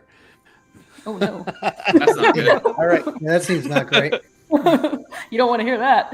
Yeah, they rolled nat 20 for their initiative. So, All of them? well, I have it Oh, set you to grouped where them. all Okay, the okay. monsters. Yeah, I yeah. grouped them because I always find that easier to do. If you guys don't want, I can redo it. But Oh, no, Wow. we're good. No, Wow. I feel like we're just That was- asking the universe to have him roll 3 consecutive nat 20s. all right. What did Frick get? 14. 14. All right. There we go. All right. So right off the bat, this guy is going to come charging right up to. Let me see here. I'm going to look at you guys down here because I'm trying to. Oh, Bag of Bones is right there. You can both clack and figure. The first one is going to come charging right up to it. You know what I need to do? Sorry. Grid. There we go. Hey, there we go. 5, 10. Well, actually, as soon as you get, well, if you, oh gosh, actually, as soon as you get within 10 feet of me, are you coming near me? Yeah. Yeah. So I'm gonna start shaking really fast. You're gonna see a bunch of slime noodles out of me like a junker snail, and I'm gonna junker's defense and a big kind of plop of like mucus. I'm gonna move away about 10 feet. So you're just gonna a loud little plop of mucus. We're gonna leave a nice spot, like a thick trail of mucus using junker's defense. All right then. Perk deck That's walks me. in and he's just. Smells so pungent. Yeah, so I can move 20 feet away. Yeah, so I'm gonna move 20 feet away and now leave sticky slime, like a 5-foot wide trail of sticky slime in my wake. Yeah, and for folks who don't know, the Junker Snail is an Underground Oracle original as well. So go ahead and move yourself, Bag of Bones, where you're moving to. So 20 feet. So I'm gonna be look over. I definitely like to imagine that your Junker slime goes all over the place. It's like I'm like, oh, don't worry, everyone. I'm prestidigitating. I'm just trying to get the slime off everyone. Yeah, I did adjust you all just so you guys are actually in the squares because you guys were on top of each other a little bit. So actually He it would have been literally able to just move right like here. electric slided across the. 'Cause right here across the was- map. yeah. Right here was 35, so 40 right there. And what it does is you see this copper mouseling run up and it just goes, and you just see these sharp coils of copper just shoot out from its body. And anybody within a 5-foot radius of it, so all of you, need to make a deck save. Awesome. As literally shards of copper fly into your flesh, not your bones, because Bob is away. I have it. I have a I will say disadvantage. he's I gonna be rolled stuck in dex the with he's gonna be stuck disadvantage. too. He'll be stuck in the in the ooze as well when I pooped over, so he might be stuck there. So I roll with disadvantage. I rolled a 19 and a nat 1. Nice. Ooh. Beautiful disadvantage roll. What did everybody else? And don't forget your bear. Bear needs to roll 21. too. How do I roll a saving throw with my bear? If you click on your I love bear Nick's on here. your companion or on the creature companion, you should be able to see his stats, and then you can just click on. If he's not proficient, it'll just be whatever his ability check is. Oh, Benny. Oh, you can also add Benny to the map if Benny's not here yet. Mm. Or if Benny's not on the map, you should be able to click add to map. There you There's go. Benny. You can add Benny him. the bird. And Benny would be underneath you, correct? Because you're riding him. Yeah. So, Yeah. yeah. All right. I'll try to so- do the thing. Yeah, it's hard to make them go over each other. So yeah. No worries. I know that they're there. yeah, Valen got an 11. All right. Anybody who got an under 13 takes 6 points of damage as you get these copper shards just like pierce you and dig in deep. Anybody who rolled above takes 3. Okay, as those shards dig in, Trevor, you see. Actually, no, you don't take the effort. I'm sorry, because it doesn't say that they do half on here. So I'm assuming. I just assumed because most things do, but they do not. So if you succeeded, you take no damage. Okay, Yeah. Awesome. so so Valen failed, takes the damage. You see some of the shards, like as they dig into him, Valen, and this like from the cuts, this like black blood shoots out. As I'm going to use my cantrip Inky Cloud, and I can, if a creature damages me, the target must succeed on a Constitution saving throw. All right. Or they take 1d4 acid damage and they are blinded until the start of my next turn. Rolled a natural 18 for it. Okay, so he saves them. All right. And I don't I think didn't then, yeah, it's a cantrip, so he doesn't take any damage. Okay. All right. So as these shards pierce into you, your blood boils, plop, expelling it. Black ink sprays all over it, but it seems to fight through whatever it would normally do, and it doesn't seem to be affected. Little bastard. All right. With that, that'll be its turn. Let's see. I'm about to say who's next, but then it's these guys. So 1, 2, And they rolled high. 20. They got a 23. All right. And this one here is going to go to. Oh my gosh! Why does it keep going out? There we go. Every time I move it, it goes out. Like I'm trying to grab. It's because I had the one thing, and it was just like moving. There we go. It would have been about right here. So it would ran up right to your giant wolf spider. Are you in that form right now, or is that your friend? No, that's my friend. I just want to make sure because I know you drew it. I know you have a friend, but I wasn't sure if you were turning into it as well. He's like, I just want to make sure because I'm about to kill it. And it is going to claw at it. You see its hands almost like Freddy Krueger style or Edward Scissorhands. It's like shing, and it just like starts clawing at your giant wolf spider. Not spied. It's moving. I'm pretty sure a 13 is not going to hit. So no, it's not going to hit. your wolf spider just literally, they're nimble. It moves out of the way as this thing tries to claw it. It backs up and like getting ready to go at it itself. And that'll be its turn. Go back out here. Number 3 is going to move up 40 feet. And it can't do anything this turn. But it is going to use its action to move over to here. So that way it can get in there on you. And the rest of them are just going to move into better positioning as well. Let's see here. This one's going to move over here under the table. And that one's going to move right over here. Boom, boom. Actually, this one can get in there. This one is going to also run up. And they have pack tactics. So now that it's engaged, the other one's engaged with their wolf spider. This one seems to be taking advantage that your wolf spider is pulled into combat with its friend. And it leaps and it tries to claw at it. Oh my gosh, double 5s. So yeah, that's going to be a miss. Yeah. Yes.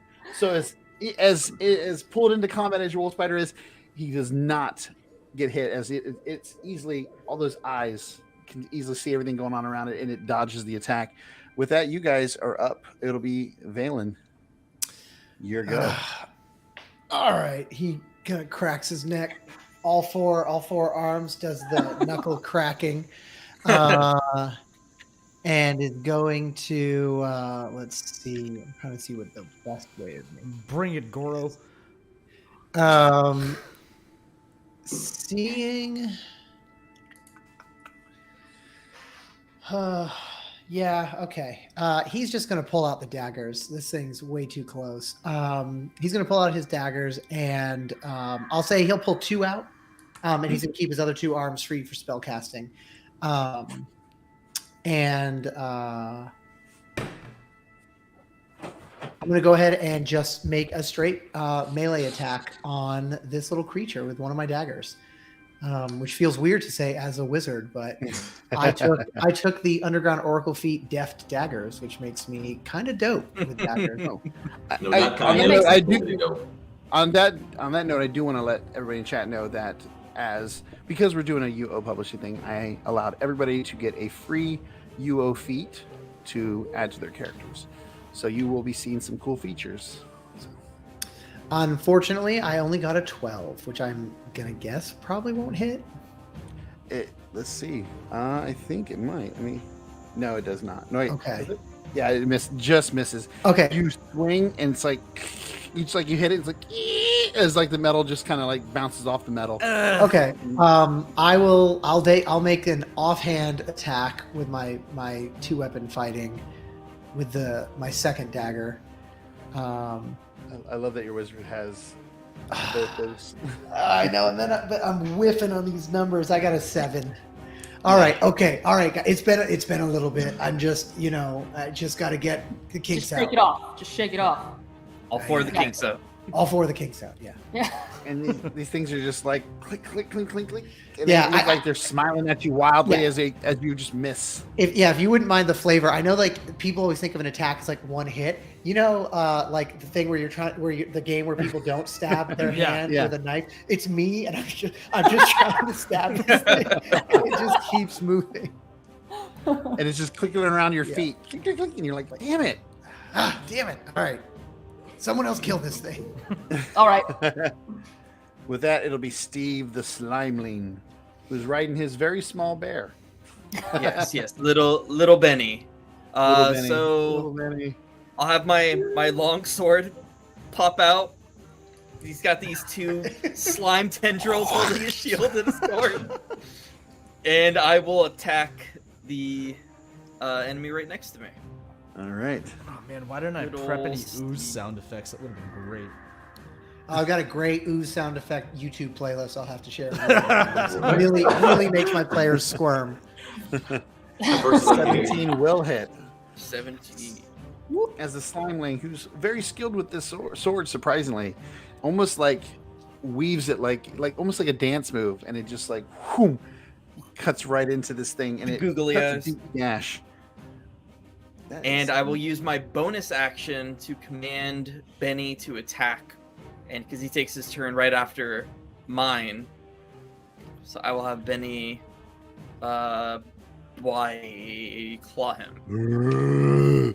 And it goes to go to. Sorry, that's my best bear. Sorry. That's a pretty spot on bear for somebody. That's solid 12. Solid 12. Yeah, solid Right. 12 plus 2. Solid 12. Solid 12. I have to make sure I add that to my stuff on Twitter Yeah. as well. Like, There it is. According to Blake, my bear is a solid 12. 15 does hit as Benny lunges out. And you said it was with the claws, right? Yeah. Oh, Benny. Snake eyes on D4s at that. Oh, that's the worst. Does Benny get the multi-attack for the black bear, or is that just like not a thing with the Benny does get the multi-attack. Oh, he does. Yeah. Ooh, go Benny. My goodness. We So much have better than I we am. have the Benny. best And rules. that 23 orders. definitely hits. So, ooh, claws and second claw. Ooh. Yeah, Benny. Benny. Yeah, look at that. There Damn, we we went go. from Come on now. minimum damage to maximum damage. Shit weighs. It always works itself out, doesn't it? Oh, he's so much more useful than I am. No, that's not Uh, true. And that'll end Benny's turn. Good old Benny. So, as you bring your sword out and you weave it and you literally cut into it, like rips open the thing.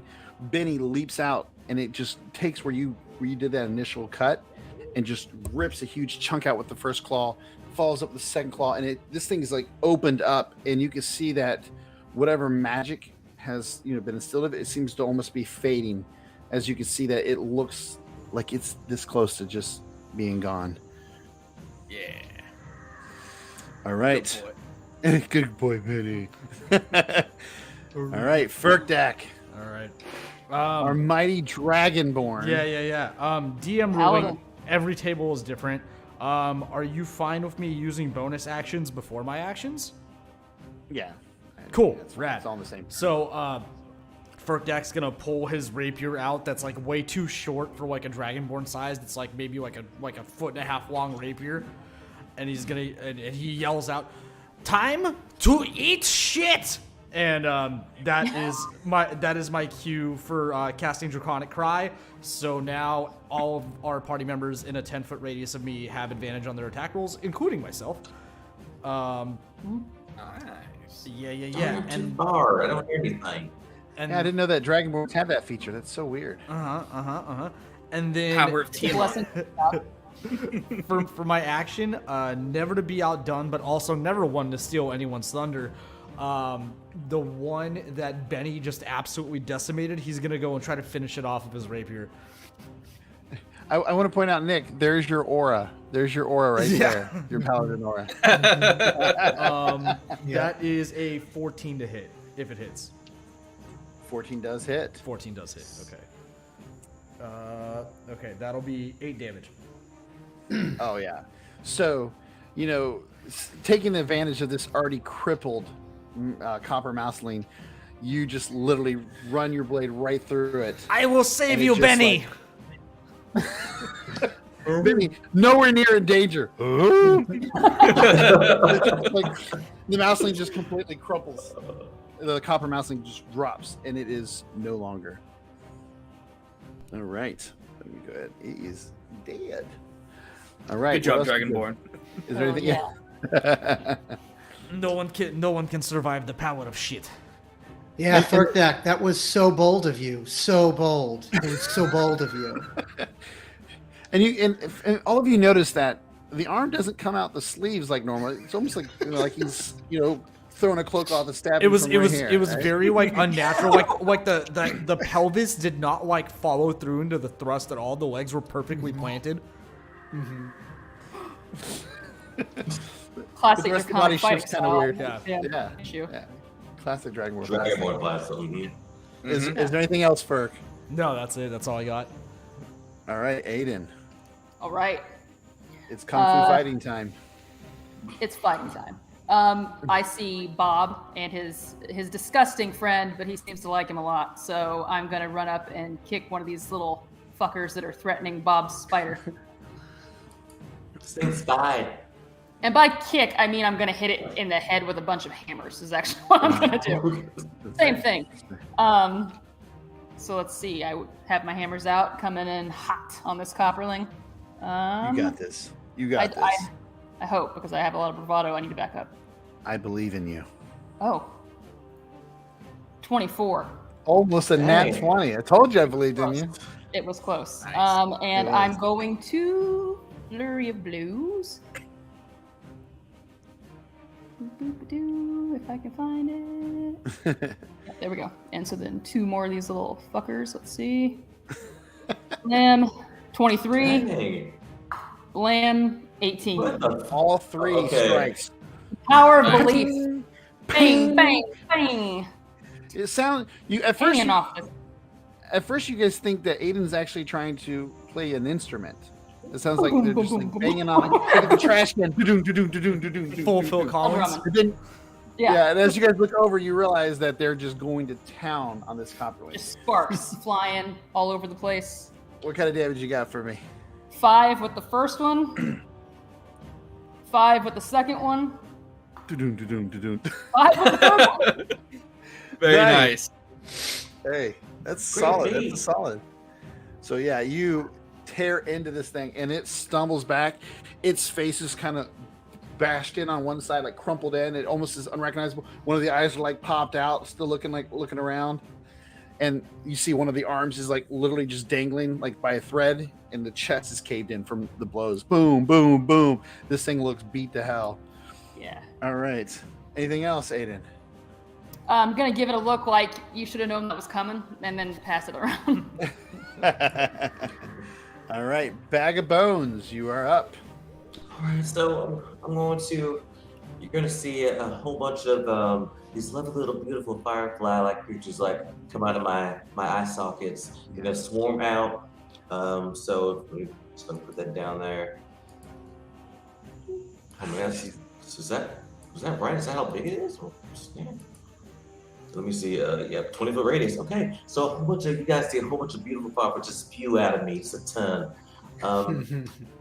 And so yeah, but you're just gonna do that. I'm gonna do my bonus action to have a little spy to attack the one right in front of him. So spy's gonna attack number 2 right there. All right. All right. So let me do a little. This guy go to his character. Shoot.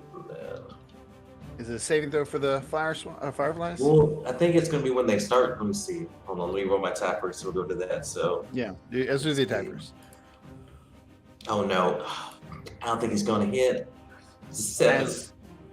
7. Yeah, that is not it. As skilled as he was at dodging, they seem to be almost as good as he is at dodging his blows. Even the one that's busted all the hell from Aiden seems to be able to just move away from the blow.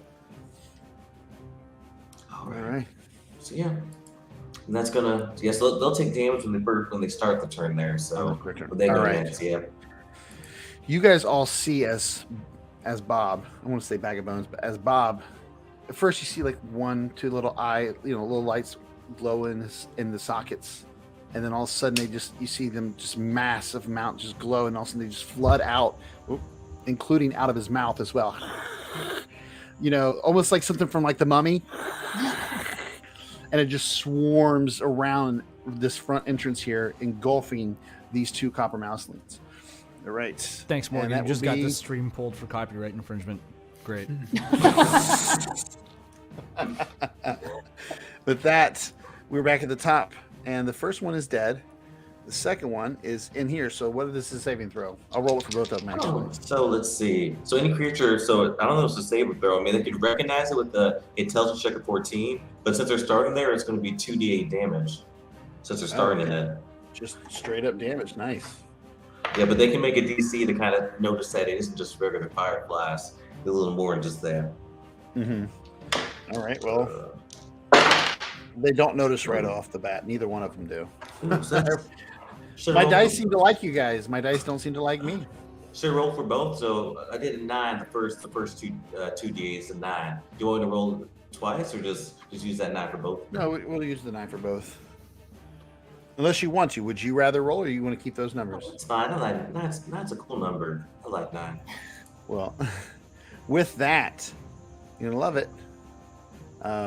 Not nearly The as cool second as one 12, but But What are you gonna do? You kill the one that Aiden busted up. As Aiden has pounded this thing all to hell, you unleash, and as it swarms around them, they start getting in there, and they start burning, melting through. And like you see parts of the metal just like fall off, and the thing just crumples. and at Much first like it's the so first one. beautiful too. Like at first they fly around just swarm real pretty, like and nice. And then they start slowly burning its flesh away and just kind of getting rid of it, digging in. It's not even flesh; it's metal. It's metal. So they're made of metal. Burns the metal, so it burns away. Holy shit, did you And guys Aiden, see that? And as you're sitting there standing in front of this thing with your hammers, the one eye that was like bulged out from the hit, you just see it just melt away as one of the fireflies come like right out, and it just crumples. Jeez. so All right. gruesome, dude. That's what you get for my friends. But no. the other one is going to move out and around to here, and it is going to both you and your. Actually, no, it's going to move over to here and get. Where are you? Because you're on the line. Are you here or are you here? Who where? You bag of bones. Are you here or are you here? Because you were Okay. like right in the middle. I can be around here. It's okay. Where you tell me where you are. All right, that's where you are. All right. So then, yeah, it'll step right here, and it is going to do much like its friend did a minute ago. DM, can I rules lawyer? Yes. For a second. Would, Go ahead. The way it moved, would the wolf spider and Aiden get attacks of opportunity since it has? No, because it's still within their range. It's still within their range. Because it has not moved out Jess. I of tried. I appreciate Because it. if I had moved right here, then yes, all three of them would. But, but the fact that it moved right in between them and is still within 5 feet of all of them, which is right where it wants to be, it is fine. Little And it is bastard. going. I teed it up for you, dude, but I forgot I was on the basketball court. Did I miss it? By the way, Blake, or is that the white sphere? Is that supposed to be centered on you, or is it? Oh no, past? That's just that's my fireflies. I Okay. don't know if it's supposed to be 20 feet. I don't know if it's supposed to be that large. It's not an supposed to be- aura. Okay, I just wanted to make No. sure it wasn't an aura. Cool. No, it's almost a nice, pretty fireflies that burn your soul away. I love it. as It's so as the metal. thing's moving up, you still see some of the fireflies like coming out of it, burning out. It's like sizzling off the metal, and it steps right in front of you guys, and it does. And all three of you need to roll with the giant spider. Bob and Aiden need to roll dex saves. Oh no! All right, let me 21. just say You're good, Aiden. This thing can't hit you. You're a ninja. Can't touch no. I just see you doing that little dance. Can't touch me and like sliding around. Exactly what I'm doing. Me and my spider both fail, I think, because Ooh. yeah, All we right. both fail. Oh no! Oh my gosh, I'm killing it with this thing. I should just have them constantly do that. I keep rolling max damage. You both take 6 points of damage from this thing. Oh, that oof. Yowza. Knocked off some bone shards with that hit. With that, we got our third one here on Ferkdak. It sees that you killed its companion, and it is going right for that midsection where that blade came out. So my arm? Yeah. Yeah. Yeah, your arm. Yeah, my Your arm. arm. Yeah, his torso. Yeah. Will a 20 hit? Oh yeah, that hits. No, oh yeah. At level 3, yeah, I'm pretty sure that hits. You take 5 points of slashing damage as this thing's metal hand just comes right across your midsection, cutting through your trench coat, cutting into you. And I want everybody to give me a perception check real quick. Everybody but Frick. Everybody but Frick. I'll add for flavor for you. You hear, God, fuck! But, like, but Frick's mouth doesn't move. 21. Oh yeah. Bob, you 17. could've- you okay. Dirty 20. All right. The 21 and the 20, you guys, you could have sworn you just saw what looked like a little face through the tears of the trench coat just for a moment. As you hear, and it sounds like that's where the voice comes from as it peels back deeper into the cloak or the trench coat in pain. All right. Had to throw that flavor in there, buddy. Yeah, no, I love it. No, go for it. All right, so with that, its turn is done. The last one to go is this one here, and it's going to move down right here, and it is also going to engage with you, Frick, Rad. and it has advantage. I'm just gonna get trucked here. Chris, does this 14. feel reminiscent of any other combat encounters, like all our combat encounters? 14 does Pretty not much. hit. Does not hit. 14 doesn't hit. So Aw, feeling man. the pain from that first strike, you're much quicker to react to the second one as you're like, "Ugh, get out of here, and you step back just as the claw. Just for flavor, Misses. it's like one of those cartoon dodges where like my legs and upper half stay still, but my torso just like. Yes. Yeah. Almost as if like the Dragon Ball Z punch, but without Yeah, the actual punch in your body. All right. So with that, we are to Valen. It is your go. You see two of these things attacking Frick. One just unleashed on Bob, Aiden, and the giant wolf spider over there. Okay. I think Valen is going to put. Actually, no. He'll keep the two daggers out. He'll take about a 10-foot step over here. Take the two hands below that aren't holding a dagger and start spinning them. Blood coming out from both of the palms as it starts spinning and growing in like greenish in color. And I'm going to cast out a chromatic orb, and I'm going to go with acid. These things are made of metal. That feels like maybe the right choice. That might hurt. That might hurt. Yeah, and let's see if the dice decide to be nicer to me. Come on. Well, hold on. A 13? Nick, which one are you targeting? A 13. Number Exactly 5. Number 13 is 5? exactly You what have you need to advantage hit. on that roll. Oh, I do? Oh, yeah, got advantage. Forgot about that. You have advantage because he did his paladin aura. Yeah. Oh, You, have yeah. you guys have advantage on number 5 and number Okay. All right, cool. Well, unfortunately, I rolled a 1 as my second one, but it's good to know that I have that. But I think you said a 13 I'll just hit. 13 just hits. Perfecto. All right, so that is going to be 12 acid damage. Nice. On number 5, you said, right? Yes. All right. So as you unleash that green orb, you guys see it kind of like launch across like 10 feet as a couple of drops like hit the ground and burn, and it hits this thing square in the chest and just burns a big asshole right in the middle of this thing. It's like, and it just kind of stumbles back a couple steps and it leans forward, ready to go. That was a nice hit, though. It definitely rocked it. Yeah. And that'll be it for Valen. All right. So with Valen, Actually, wait. Seeing these things the way that they've been grouping up, I am going to take a step back. there you go. That's a wise move. All right. With that, Steve, the nimble slime with the longsword. What are you up to? All right, Steve's gonna smack him with the long sword. Good old click on roll with it. 21. Nice. 21 hits. Oh yeah, with the Yeah, damage. y'all hits overall are like fire. 22. I just wanted you to roll it And anyway. that'll Just be- go roll for the nat 20, whatever. Exactly. Hey, max damage. Jeez. Damn. So on number 5, you did 13. Yep. And with that, you see this big hole right in the middle of it, and you can see that because of how it burned through, the frame around that area, it seems to be really weakened.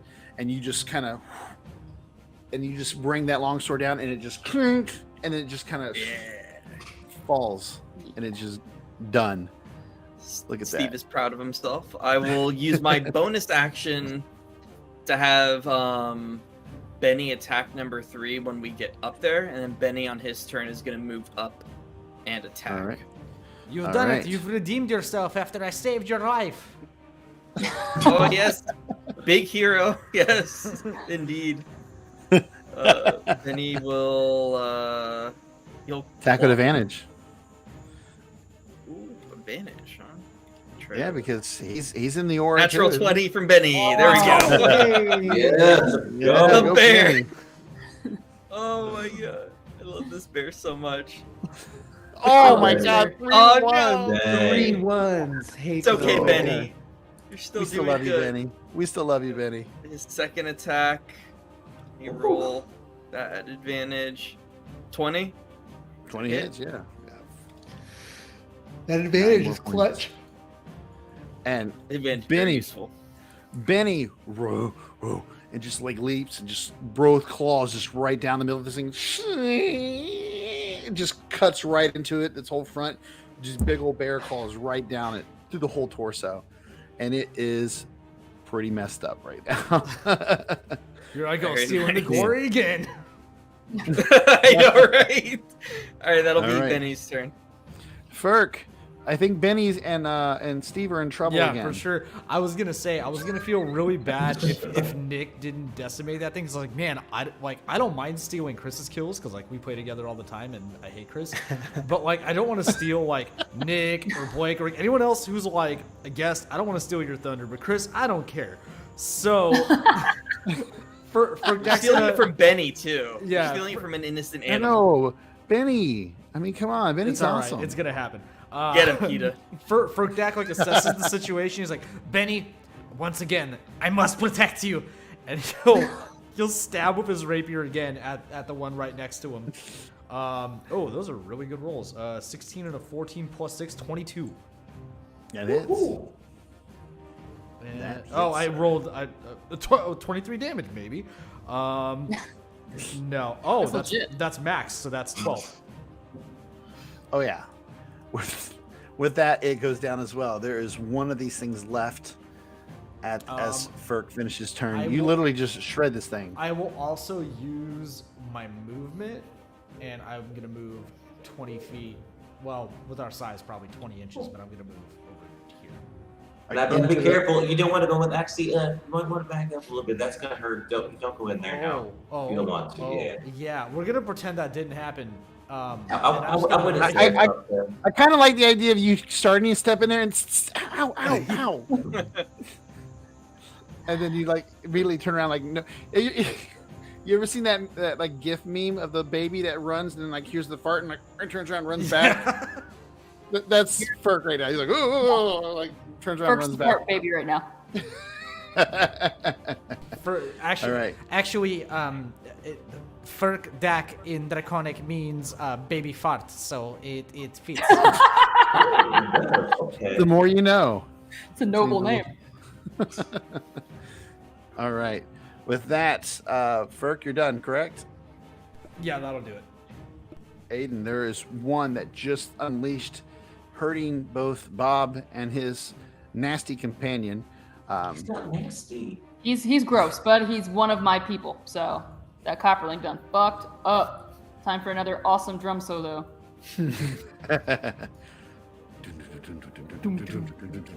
Let's see. 24. Jeez, you with the 19. It's advantage, right? So might as well see again than that 20. No, she. No, I don't have advantage. Well, if anything, I'm right next to though. Technically, would it be? I mean, flanking. I mean, I'm right there, so they're gonna put the back. So I mean, Ah, yes, I do play with flanking rules. Oh, that snap. would have been so good to know at the start of this encounter. I wouldn't 24. have wasted that draconic cry. And then didn't 23 on the second one. Yeah, both of those. And let's see. Gonna do it. Oh, advantage. Save my ass. Yeah, 21. Thank you, advantage. That's what I'm talking about. Boom. Boom. 4, and 5. I was kind of like, are we gonna get like 3 4s now? Nick, how much do the loaded dice that Jess have cost in the shard store? That is actually it's actually only $50 a year. Yeah. It's actually pretty reasonable. It pays for itself in no time. I look Yeah. baller all the time. So I think it's the under Oracle dice sets. To be fair, Jess is technically using our Underground Oracles themed dice, so it's Wait, they have this way now. Snap. All right. With that, this thing, oh my god, you pound this thing into a bloody pulp, and it is just swaying as if it can barely stand up. It Alley-oop, is- Bob. Yeah. as Bob, you're standing there pulling out some of the shards from the bones, and you hear Aiden, alley-oop. It's my favorite basketball term. Oh man. And you see this thing just staring at Aiden, its head nearly completely crumpled in. Yeah. So I'm just gonna bash my stab. Do I get an advantage too, right? You I'm do. gonna bash- right? You- Ooh, gonna need it. Come on. Like, we already know that your dice are hate you, so I don't know why They do. So I'm gonna, as my bonus action, want to have spider hit. So I'm gonna take a pitiful swing. I was and just kidding. Your kinda- dice were even that bad? What was your dice roll? I don't want to talk about it. It's fine. It's fine. And so I'm gonna have spider because you're gonna see me just kind of whip that and just kind of meaty. No. So it's gonna miss both times. Then I'm gonna spy go after it too. So hopefully, with advantage, it's gonna be able to hit him. You So. say alley-oop to Bob, and he pulls out a staff and just kind of like tink, Ooh. tink, and it just is still looking at him like, "What are you doing I today?" gotta teach you what alley-oop means. It's okay. It's okay. So spy hits him. So spy's gonna lift up its teeth, go chomp down right into it. So it's gonna be it's gonna need a Constitution save too. Is that's gonna be some poison, but damage wise, that's gonna be wow. That's a 2, and then it's gonna make a Constitution saving throw of 11.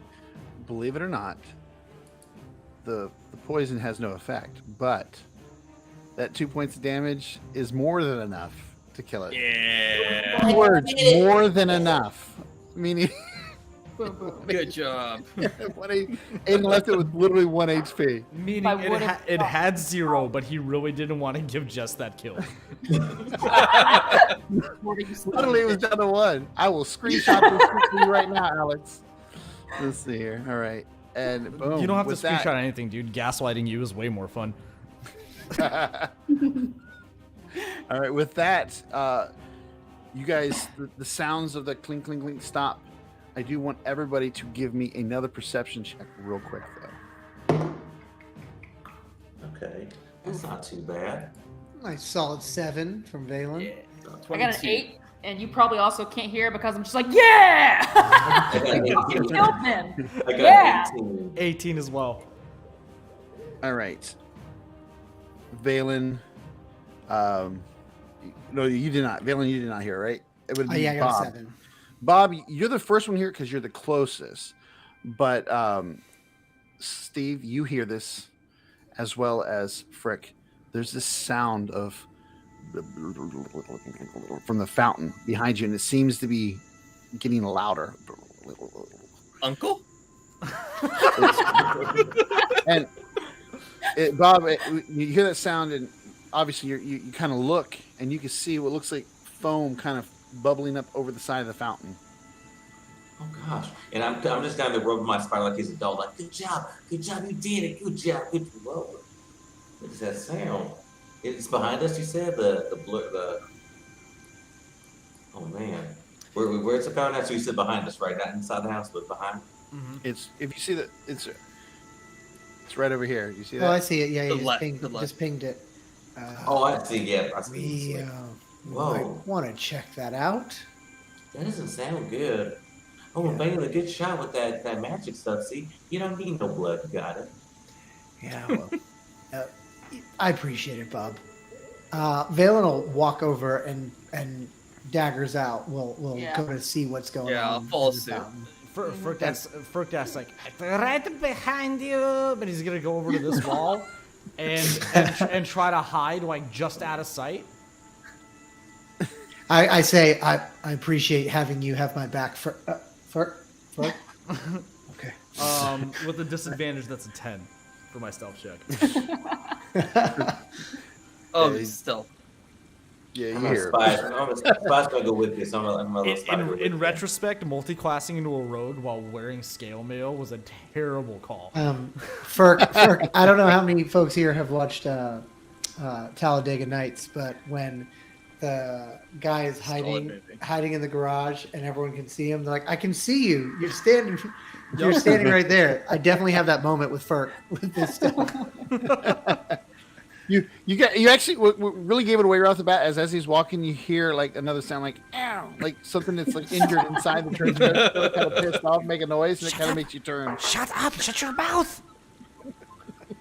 What are you talking about? Yeah, you guys see what Don't talk to me like that. Anyone who looks back just sees like the armor rustling about. Shut your mouth! I don't know. You no. That's why I'm on top. He's having a seizure. Someone save him. No, don't worry. He gets like this. It's just IBS. Okay. Oh, I can actually fix that. So what's the situation with this burbly fountain? Yeah, Yeah. Valen, as you kind of deal with that, you turn back and you see coins, and you see these. Well, there's several copper coins in this water, and that seems to be what's causing this foam to fizzle up over. Give me an Arcana or an investigation check. I can do. Let's go for Arcana. 13. You looking at that, you immediately remember what you're reading about the copper coins, where it can summon copperlings, and you realize that you probably need to remove these from the water very quickly before more copperlings come out. Can I lunge forward and with like I'll drop my daggers, all four hands. I'll just try to like grab any coins that are in there and get them out. Yeah, you get it, and you notice as you're grabbing the last one, literally it feels like something was starting to form, but as you pull it out, it goes back in and disappears. I'm holding all four coins. Oh, I don't know how many coins were in there. There's two. Okay, two. I just hold them to Aiden. We could use the currency. Just don't put them in water. Those were people's wishes. No, these were about to transform into monsters. I saw it. That's copper. We don't deal with copper. That's what happens to wishes. They turn into I thought they Wow. came true. Now I'm worried because I've Wait, got a lot of coins. maybe someone wished their coins would turn into little monsters. Well, that's a dick Why would wish. someone do But that's- that though? That's not nice. All right. Well, these might come in handy later on if we want to drop them in Cornelius's toilet. I'm just saying. And I'll tuck 'em. Oh, Balin, my spy got picked up your daggers for you. Oh. And it's out. You can just reach in and get it. Thank It's you, fine. thank you. Yeah, I just reach in and I'll grab it and just pet his little spider right on the head. Oh yeah, he likes that. Oh, got a little bit ichor on me. Oh, yeah, a little bit. Yeah, don't get that to a wound. Yeah. That would kind of hurt a little bit. Yeah. Is everything okay? Yeah, so I think crisis averted. These coins. I can't remember. I think the water. Maybe it's the fountain, but something it brings them to life. So as long as we keep them dry, we should. Somebody be fine. wished for monsters to come out of the coins. Yeah. The brass cap's magic is making the wish come true. Monster coins. Yeah. Monster coins. As I put the coins away, can I look up towards like the tree? Does it sound like there or look like more stuff is going on up there? It's kind of hard to see because there is a lot of branches, but you do see that green glow about 3 floors up. Just We might want to make our way up there. pulsing, and it looks like it is getting a little bit stronger. And as soon as you guys step into the actual the room, the first floor here, you hear a little voice. Oh, well, we have guests, don't we? Who invited you here? You guys, anyone who notices, like, who had already noticed the whole Furkdak, like, head inside the torso thing, sees Furkdak's mouth not moving, but just hears, like, a completely different voice. Who the fuck was that? I have to say, that little scrabble you there had looked like it hurt. Or do you like pain? Perhaps you do. You should keep coming up if you do. You keep running that mouth, and we're going to be right up there. Well, we don't like pain. It's not. I like your energy. A little bit. I like it a little bit. Where does the voice? Is it coming from? Like anywhere in particular? It's just like Everywhere. all around you in the tree. Yeah. Could it be even smaller than we are? Whoa. Listen. I'm gonna look around on the floor. Is this Could smaller it than us? could it be Something beneath us? could it be the tree?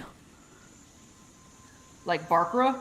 Yes. Well, kind of, but No, I'm But gonna like an say. evil Barkra? All right. yeah, but oddly like kind of femdom, but like, you know.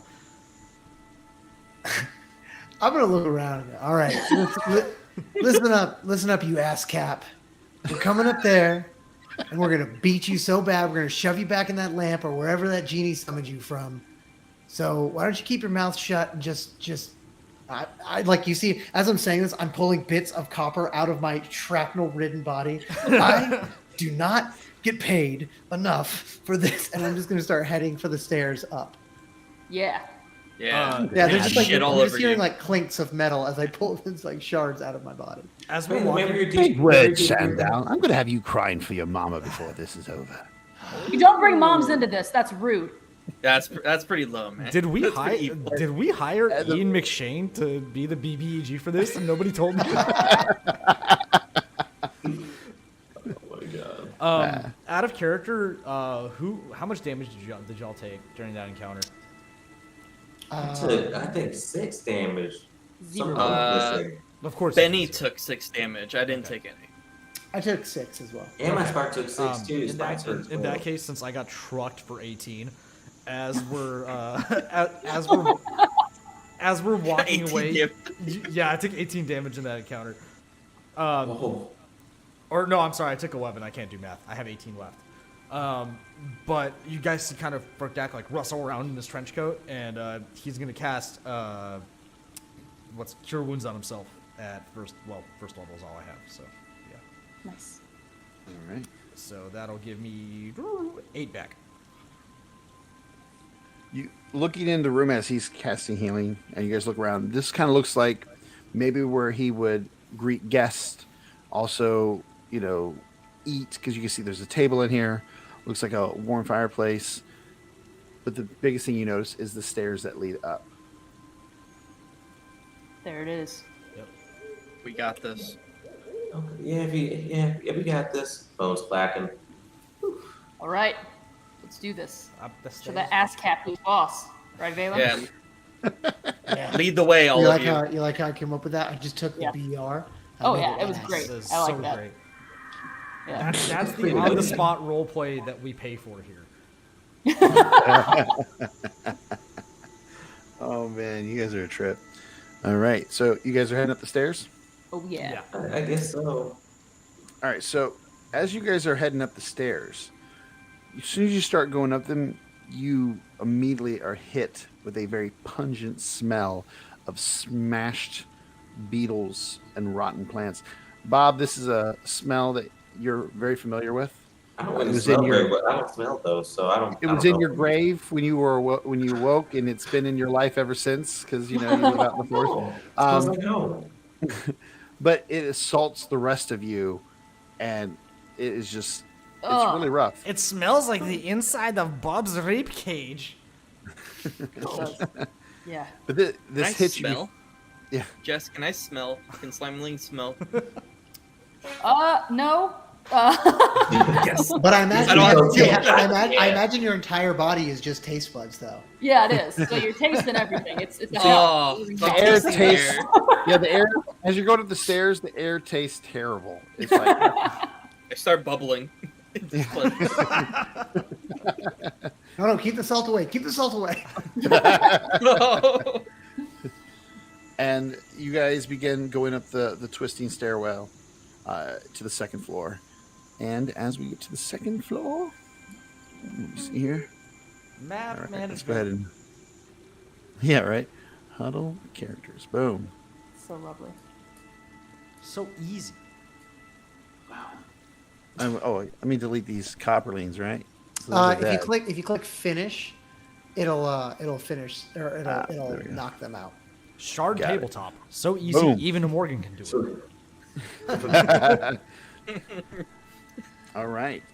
This is great for me because I've been wanting to dive more into it. I only get to use Shard really when we do Zilzaddy stuff, but I get to do it as a player. So it's really great getting to learn from you, Nick. So thank you. I'll do a quick plug while he sets up here. Our DM on our regular show, Jeremy, is like very anti-technology. He's very old school. Like his biggest thing was always like, there's another particular virtual tabletop that's also very well known, and he only used that because we needed some sort of virtual tabletop. And when I was first bringing Shard on as a sponsor, he's like, okay, we'll try it out for like an episode and see how it goes. And within like 5 minutes of our first combat encounter, he's like, yeah, no, this is standard practice now. We're only using Shard ever again. Yeah, it's the only VTT that Keith and I use, and part of that was because we were also very much staunch pen and paper people, and Shard was the only one easy enough for us to figure out. it's a real natural 20, I would say. I love everything about it. I know this sounds like we're doing a plug instead of a game, but I mean, but we are I doing do- a plug. This whole game is a plug. I'm saying, Here. but I really do like everything that I've found with it. It's very quick for me to pick it up and learn. So, you guys did great work. All right, so back to the game. As you guys come up, one of the things you immediately notice as you round and come up the stairs is there are thick vines and plants that cover every inch of this room. And now you realize that that's kind of where the smell is coming from. And I want Bob, as the party's druid, I want you to give me a survival check. Oh, survival. Or nature. Give me nature. Give me nature. Chris in the comments, Are you Shard okay? Tabletop is the unofficial virtual tabletop of Pathfinder 2E. Join now. For all of your virtual tabletop needs, everyone. Ooh, that's a 24. 24. Yeah. Oh, wait, for nature, no, that's at the 22. I'm sorry, that's a 22. You immediately recognize that these are not normal vines. As you can see, some of them, the rest of the party's kind of looking around. They just mostly dealing with the smell. But you, again, as somebody connected to nature, you immediately take in like, well, this is odd. Why are these plants all over this place? And you realize that these are what are called twisted wisp vines, and they're not normal. And you could tell that immediately because you can see several of them kind of squirming around along the walls and the floor. Everyone, just stay away from the walls and the floor. Those little wiggly things. That's not natural vines. That's something else. They're What do they these do? little wisps. They don't do anything good. They're not. What do they You do? would know. You would know that they like to grasp onto things that get near them, and they can cause damage They're very grabby feely, like I don't want to give a as hug. they but it suck the hurts. life out of you. Bob, do you know anything about how they react to fire? Oh, well, most things like that, fire, I don't think they like fire at all. We're in a tree. I don't think we should Look. start lighting stuff on fire. Keith has a good point there. It's We might fine. all know. It's fine. You can't light a tree on fire from the inside. It's not scientifically possible. I'm a wizard. Just trust me. Bob, you don't even need a nature check. You totally can light a tree on fire from the inside. No, I actually think I've heard that before now that you bring that up. Yeah, see, Aiden's with me. No, I think it'll go. No, you shouldn't start a fire. That's dangerous. Okay. No, all right. trees they can't stop, drop, and roll like people can, so it'll burn. Mm. So yeah, it's Only not treants good. can. Only treants can, not trees. Okay. I am Alright. presented. Well, it's good because I didn't prepare burning hands anyway. I am presented with two very logical arguments here. Okay, Those so are you just- can't just- touch them, they just but they're stay away, yeah. everywhere. And they try to touch you too, so be careful because they can kind of reach out a little bit. So I do not yeah, like don't go being near touched non-consensually. It sounds like we maybe just have to kind of tiptoe our way through. Should be Yeah. fine. We'll be fine. We got this. Stay close. And as you guys step into the room, begin moving. Where are you guys moving to? You move your full 30 feet or whatever you're doing, 60 feet. So this is the second floor, right? Yeah. Yes. This is where that little Mr. Old Man said that there were things up here we could use, like the scroll to get rid of the brass cap. Mm-hmm. And you do see off to the side there is a second room. Yeah, so Furkdak's actually gonna come like right into like kind of in view of the walkway between the rooms and just take a glance inside. And yeah, you can see a full bedroom, and you can see that there is a chest at the foot of the bed, and you get the sense that this is probably Elder Timo's room, Yeah. especially since carved into the side of the bed says Timo's bed.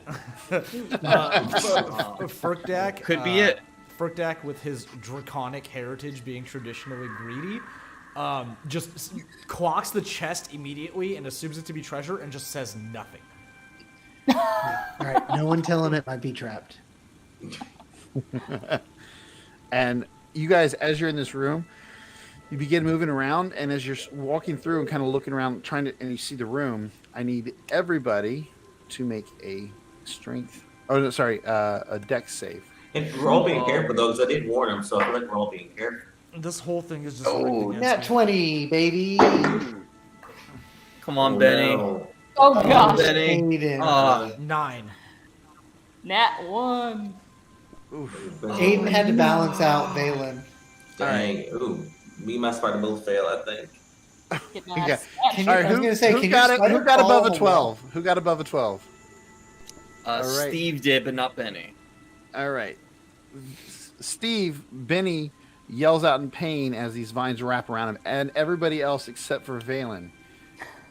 You guys are all literally snatched up in these vines. I told you. See, I told you. Furkdak, Benny, no. you're every part of your body, Furk, has been caught in some fashion.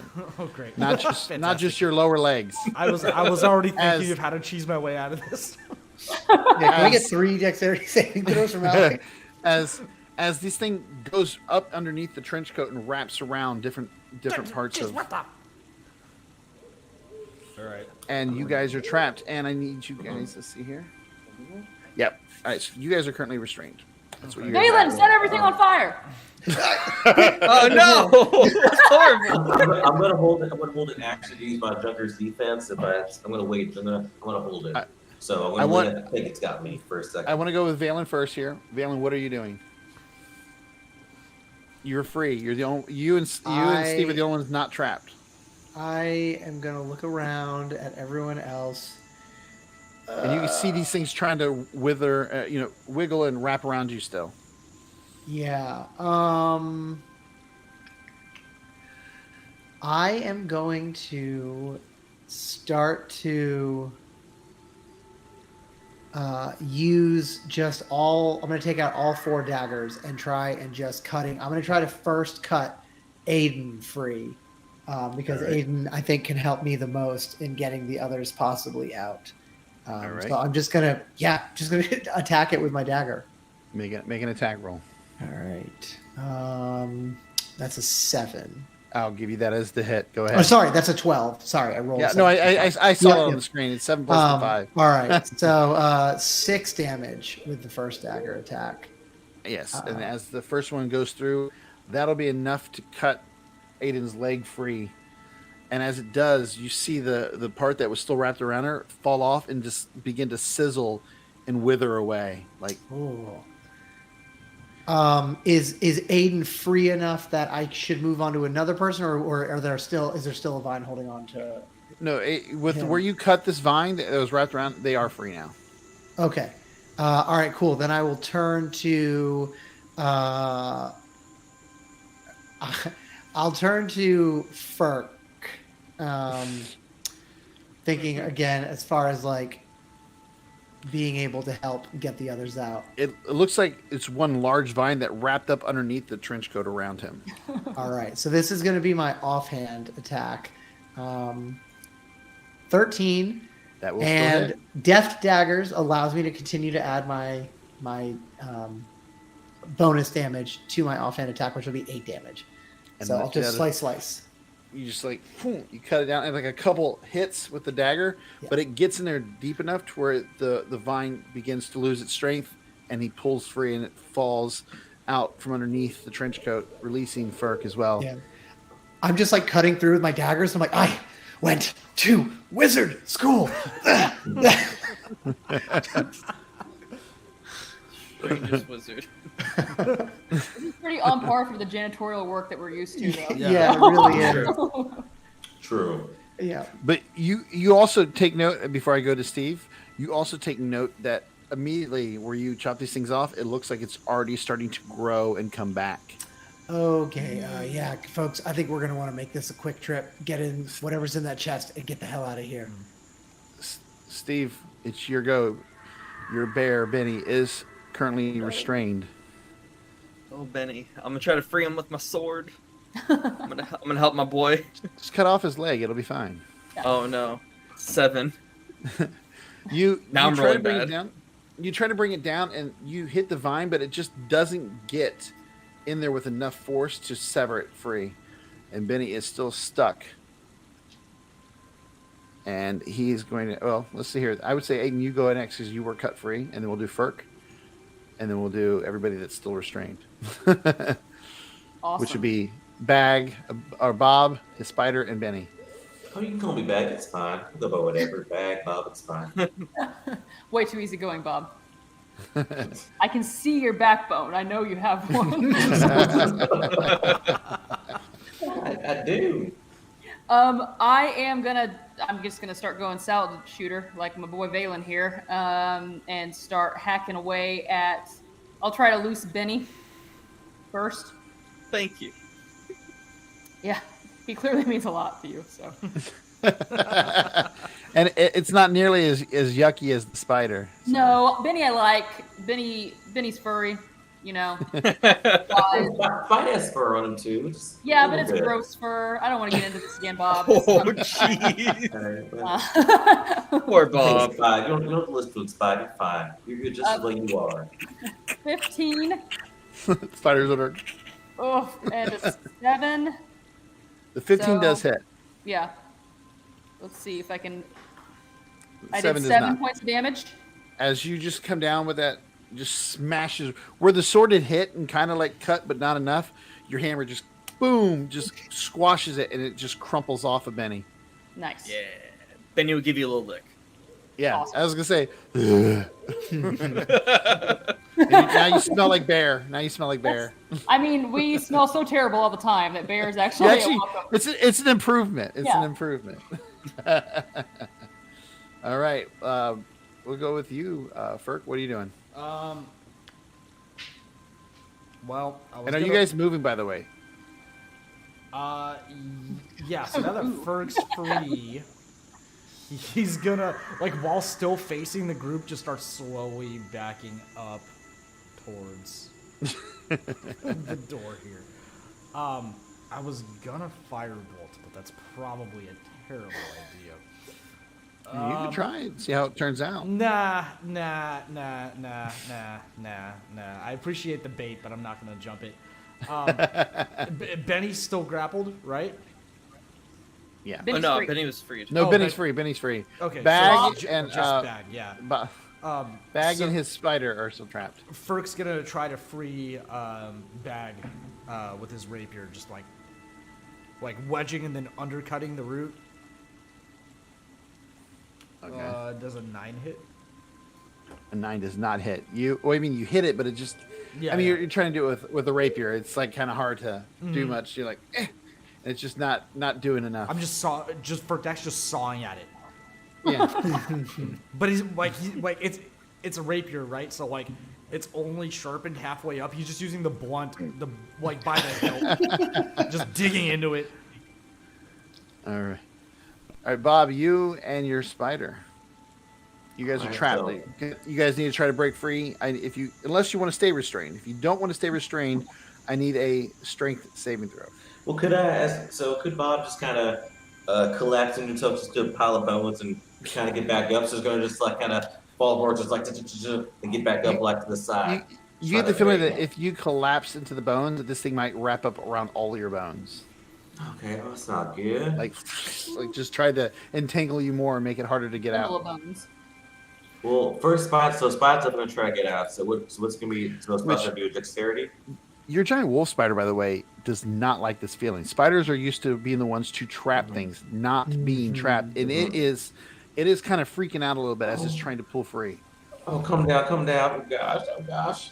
Yep. So what's it? A dex save again, or what's that? It's a strength save to break free of the restraint. Strength save. Ooh. Oh gosh. So he's not going to. As it's panicking, it takes 5 points of necrotic damage.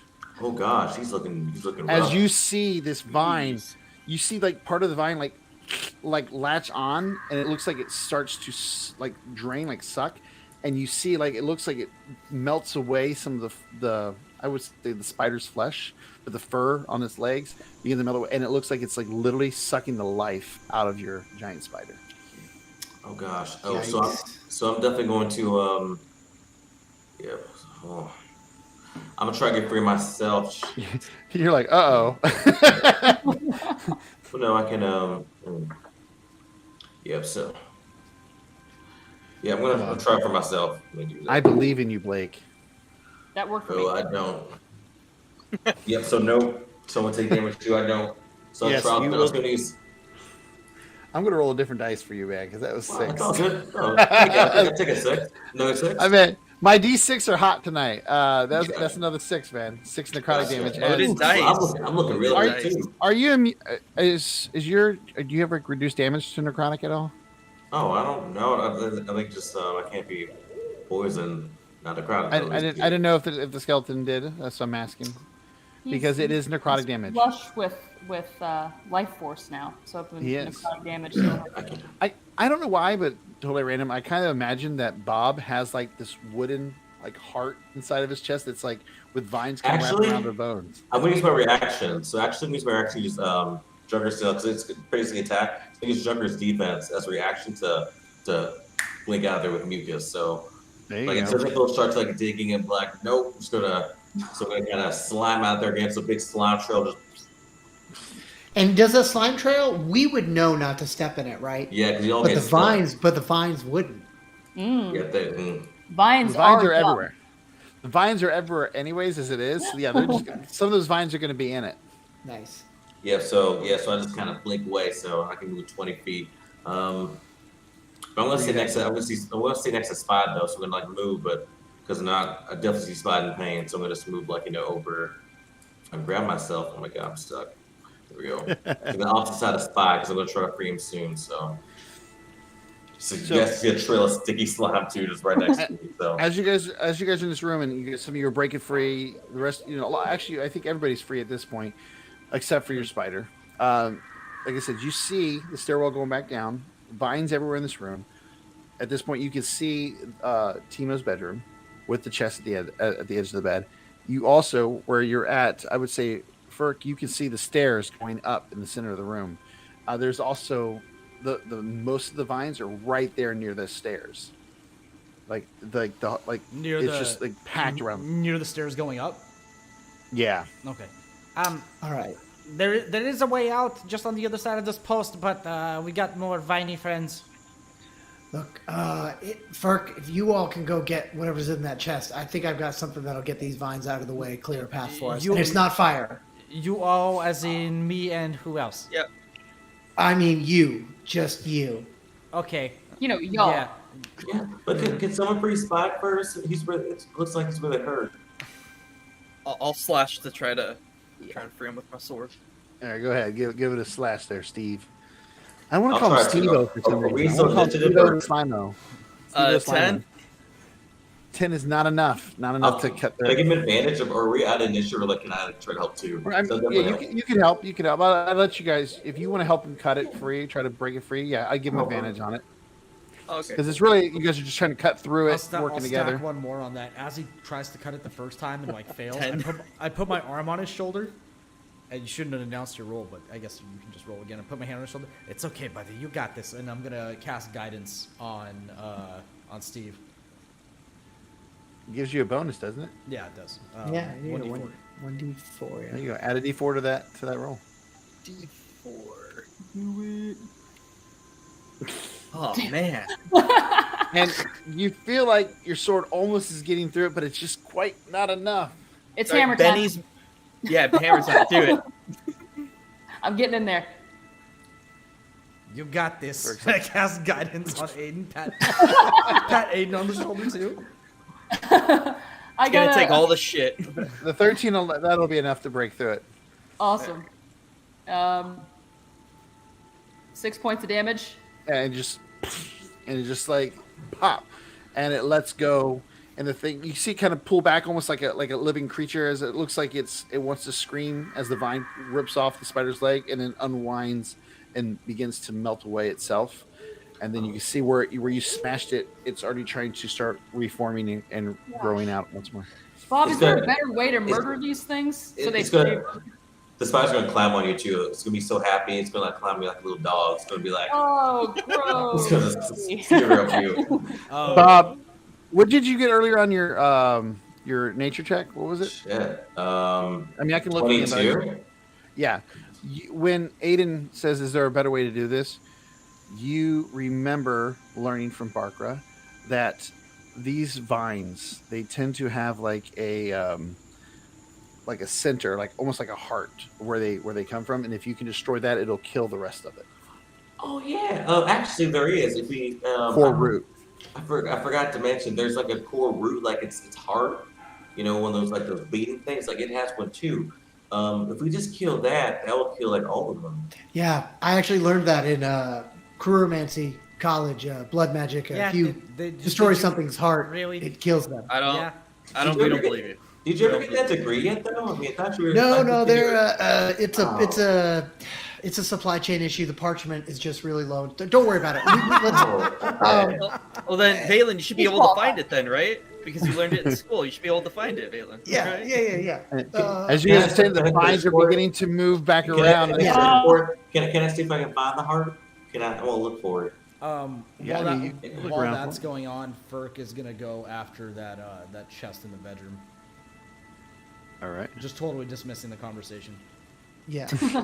I think while Valen, I am fucking around. I think he is like basically going to spend. He's until Ferk gets back. I'm just using my daggers and just trying to keep these things away from us. Okay. So what I will do for you with that is you will have advantage on your saving throws from the thing trying to wrap around you as you're fighting to keep these things from wrapping around. You're very conscious of it. You're maybe standing there, but like you have advantage Yeah, to. yeah. I'm using all to four avoid being arms wrapped too. up. This What And- does and- the root heart look like, Bob? Oh, it looks like. What does it look like, Morgan? It looks like a very thick root that you can see where all the other vines just kind of protrude from. So It's like I'm gonna it, start looking. Looks Eagle like a eye. very, very thick root, like a real big chunk, Where- you know. where are you Big- guys looking at? Chunky root. Where are you guys looking at? Well, I, as a learned woman, know that roots are on the ground. So I'm gonna look low for There's- the biggest, chunkiest root I can find. There's lots of chunky, viney, root-looking things all over the floor. But I But mean go like ahead a real chunky boy, like a real extra yeah. chunky. Go ahead. I'll let you do an investigation check for that. Oh, I'm gonna nail this. Hold on, Steve 11. and Benny are gonna help. I was gonna say is guidance a touch spell? Yeah. Just from the other room, you got it. Hey! None of the vines on the ground seem to pop out at you as like Hmm. what might be a core root. Okay. And it's really hard to tell. I will say, Ferk, as I said earlier, they have what you notice that the center. You guys all kind of realize it as you're looking around. You do one thing you will notice even with that roll. is the vines all seem to go back towards the center, where near where the stairwell is on the second floor there. It's in there. and- That's it. You kind of get the idea. Yeah, I would say even with the 11, you kind of get the idea that you can't see it right at this moment, but it might be. I would be confident if I rolled a 9. I'm just gonna. That's the person I am. So I'm like, there's my root heart right there. How far away is it from where I'm at right now? Like, I mean, this stuff right here is where it's at. it's right there. Okay, cool. All that whole thing right there. The whole thing. Yeah, it's just covered in vines. You can't necessarily see what's there, but that's where all the vines connect to. Yeah, that's where you want to put all your fire, Valen. Right in there. Okay. Yeah, so I'll just wait. I've got a spell idea prepared, but I'm going to wait till we see whether or not Furk comes back. Whether or not. Awesome. In the meantime, can Furk check if that chest is booby trapped at all? Go ahead. Yeah, you have it. There are vines in here too. Mm-hmm. I will let you do that first, but as you're checking it, one of them is going to be trying to wrap around you because you're taking the time to look in this chest. Do I even want to check then? If you open it, I'm gonna flip it and I'm gonna flip it open, try to grab stuff and bolt. And as you grab it and you flip it open, you hear this click, and you're like, "Oh no!" And then you realize, wait, there's nothing here. It's just the lock on the. It's just the thing opening up. And Beautiful. You pop it open, Oh my god. and a vine shoots out at you. No, but inside of it, I told you this is rigged.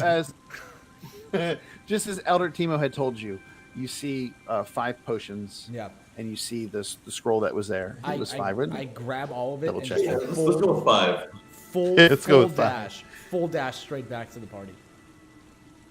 Well, several. There's several. So, yeah, we'll say 5. There's one for each of you. Good. That's 5. As Furk runs back, I'm turning back to where the heart looks like, and I'm like, all right, everybody, stay back. We are. You just stay out of this particular 15-foot cube in front of me. Okay. And I will aim right smack dab at wherever the heart is. And all 4 of my hands, again, as you've seen before, he's actually going to take 2 of his daggers and cut the palm on 2 of his hands to pull some blood out.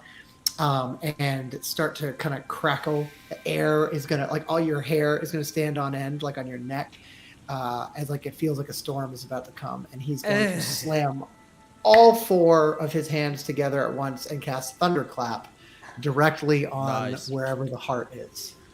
So right over here. All right. Yeah.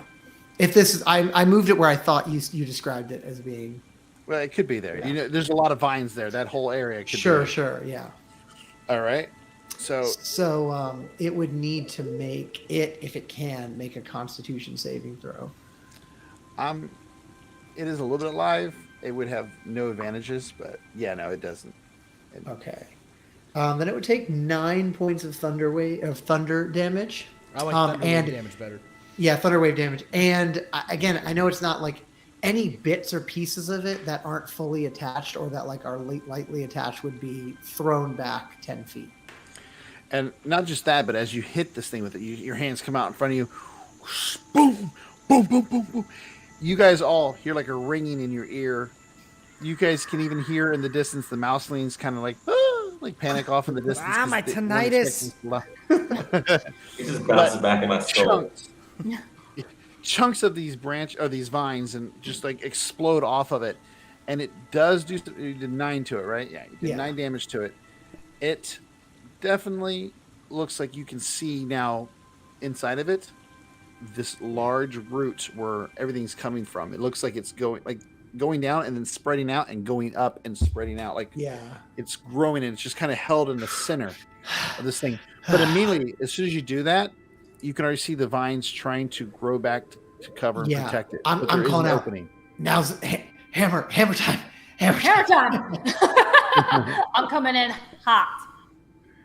All right, and everybody will get a turn, so you guys all get a chance to hit this thing before it might regrow back. Boom. 14 to hit. 12 to hit. And 23 to hit. Let's see here. Yeah, that would all those would hit. Rad. Spot's gonna miss. 4, 4, and 5. 4, 4, and 5. So that was that last time too. It was exactly last time. And you girls right, got 2 so- points. That'll be 13 plus 9. All right.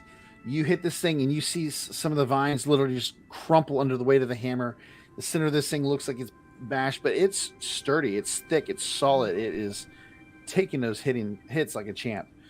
And it is still there holding as you I'm guys kicking back out of the way and screaming alley-oop and making room for the next guy.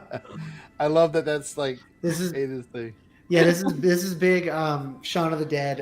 Everyone in a circle, all hit on the But as Aiden hits this thing, you see again the vines slowly starting to cover up the hole once more. Who's next? Steve will go in. Get it, And Steve. Benny. Go He Steve. wiggles his way through there. Yeah. 19 to hit. 19 hits. All right, that'd be 10 damage. Ooh. And then Benny.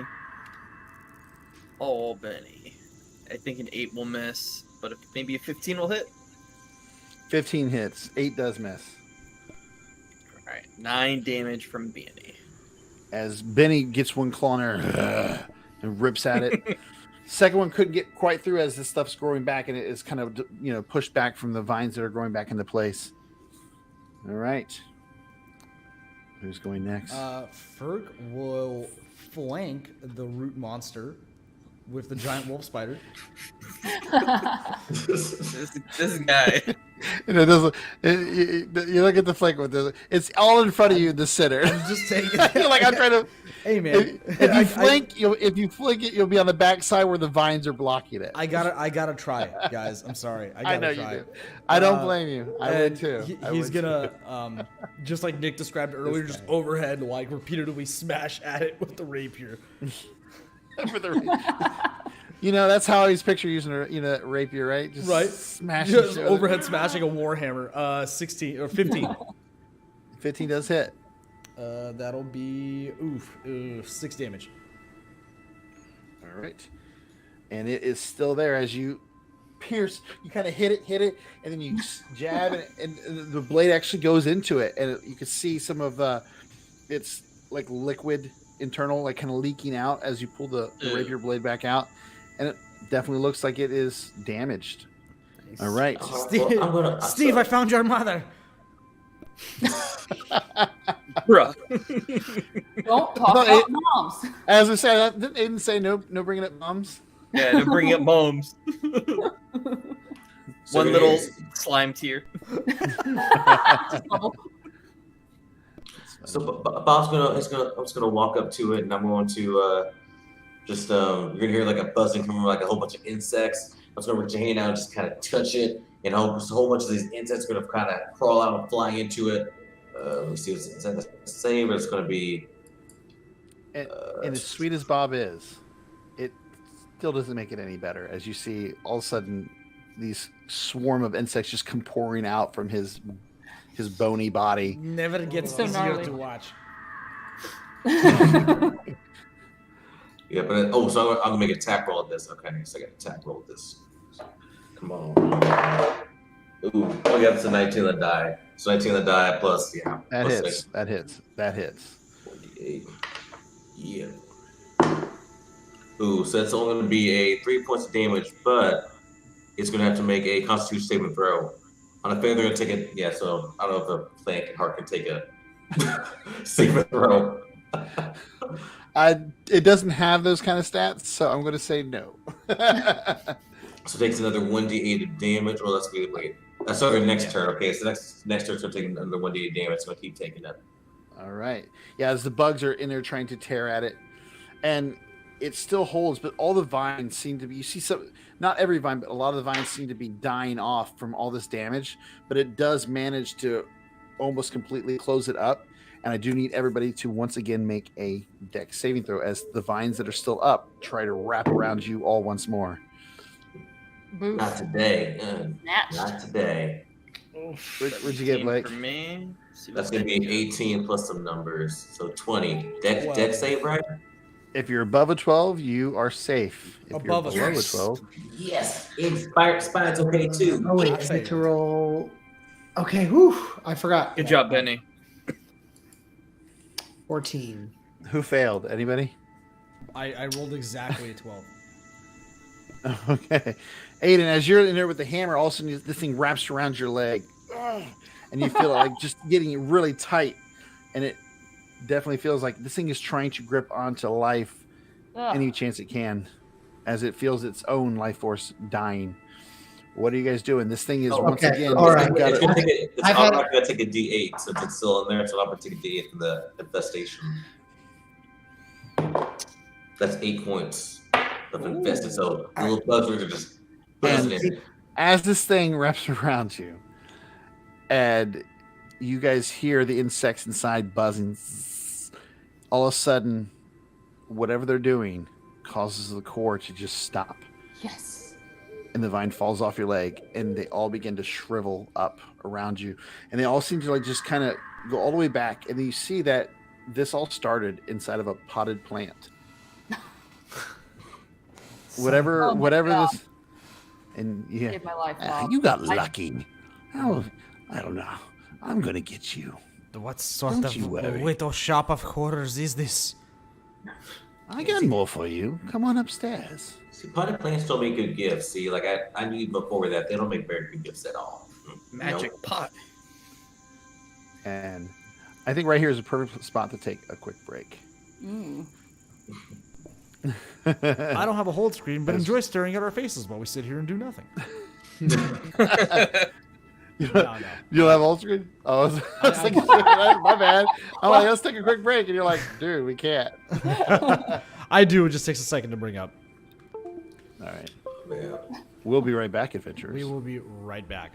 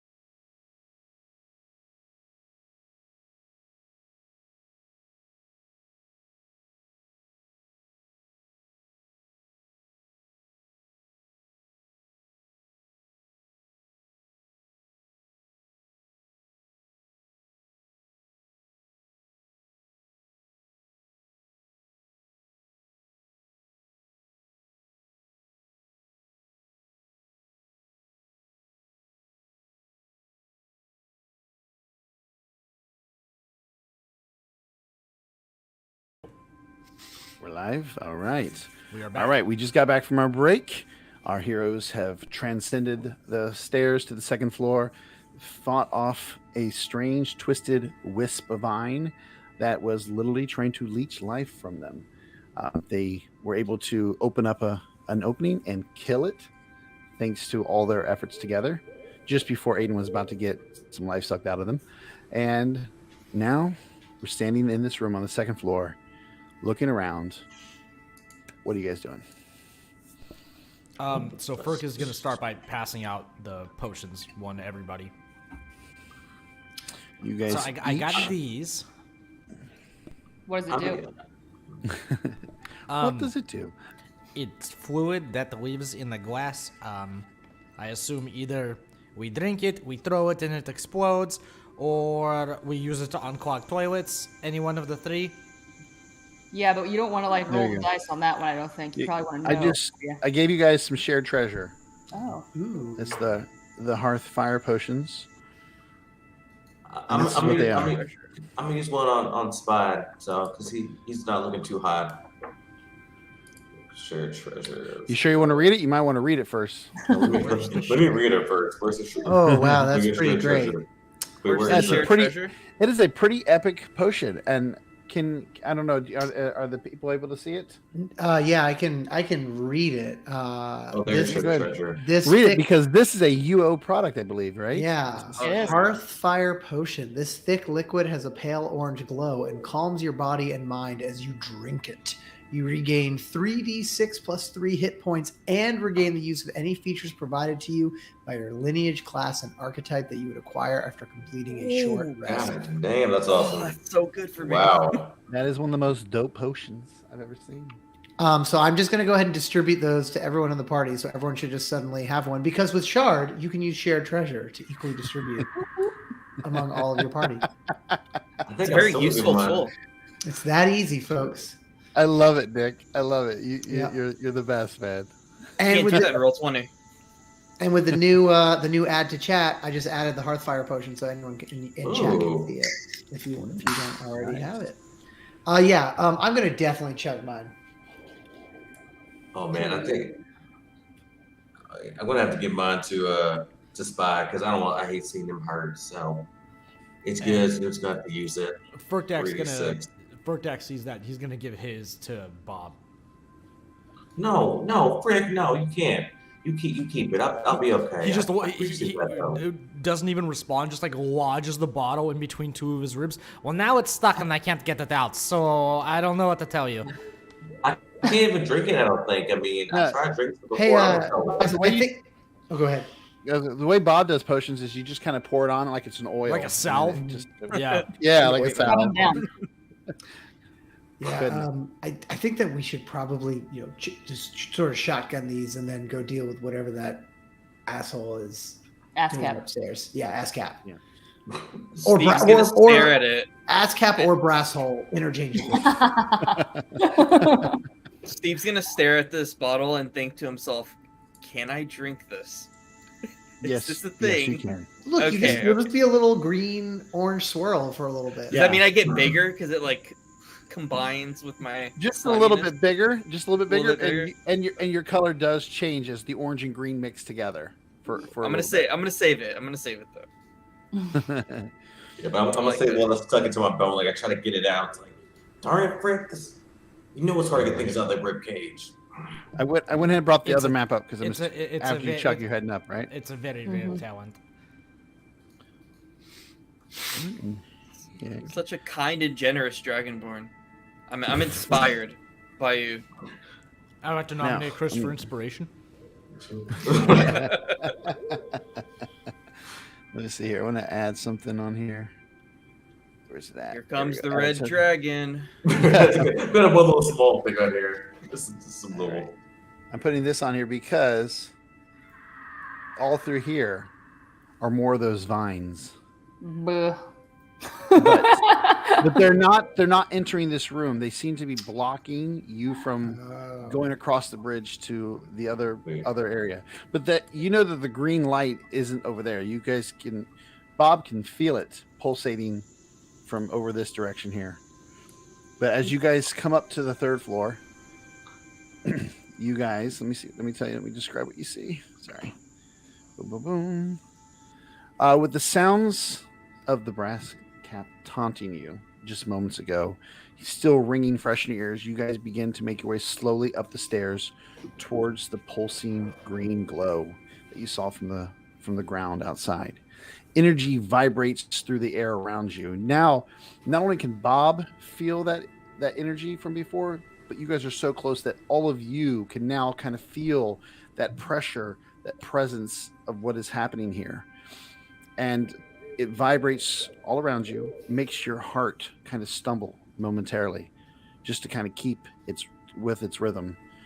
And you can hear the impish cackling of the creature just above the hum, the open ley line. Oh, by the way, this, I didn't say this before, but it is above a ley line. The tree. You guys, their town is built over a ley line, which is the source of their magic. And you can hear the outside the urgency of the mouselings as they can sense the pulse growing in power. And you hear, finally you're here. Hey, Ferk, did you get that banishment scroll? Yes, I have it right here. Any way I can hold on to that for you, bud? Think it might come in handy. Okay, but you have to hold it with at least 2 hands. Okay. Just I'll keep keep it safe. We're gonna drop us on the map, but there we are. Yep, I'm putting you on it. I got you, brother. I got you. Cool. faith Yeah. in me. So Valen will just sort of keep that scroll of banishment like on me, just in case. I'm gonna have it ready in case I get a chance to use it. Why can I never hold the spells? That's Well, true. He You is a know, wizard. It's the I'm worried about the termites. You know how the bugs that live inside of you. You That know, they might eat the scrolls. it's the same reason we don't take our time. shoes off at your house. Fine. The bugs. It's the same reason we don't have a team dog. You know, As- it's just the bones. As you guys I are like your talking, bugs. as you're talking, all of a sudden you hear the cackling, and you see what has to be the brass. Actually, what you would know, Valen, as a brass cap, jump out from behind over here, and it jumps on this thing, and it looks at you, and it just smiles. And I need you guys to roll for initiative. Oh wait, wait, are we Where supposed is to see it on the Yeah, map? can we see? Is it invisible? You guys didn't see it? Hmm. It's right here on the table. No, I don't No. see Oh, you might have to click on it and click show. It's or the Ah. little eye icon. There Yeah. we go. Ah, Ah, there you are. I thought it was already showing. My apologies. No, terrifying. it's a little tough to tell sometimes with it because it just goes like transparent. That's actually And way scarier that it just appeared. Yes, it's like whoop. Oh hi. Hello. Just And like it- on the cover art. Morgan, I rolled a 13 for my initiative.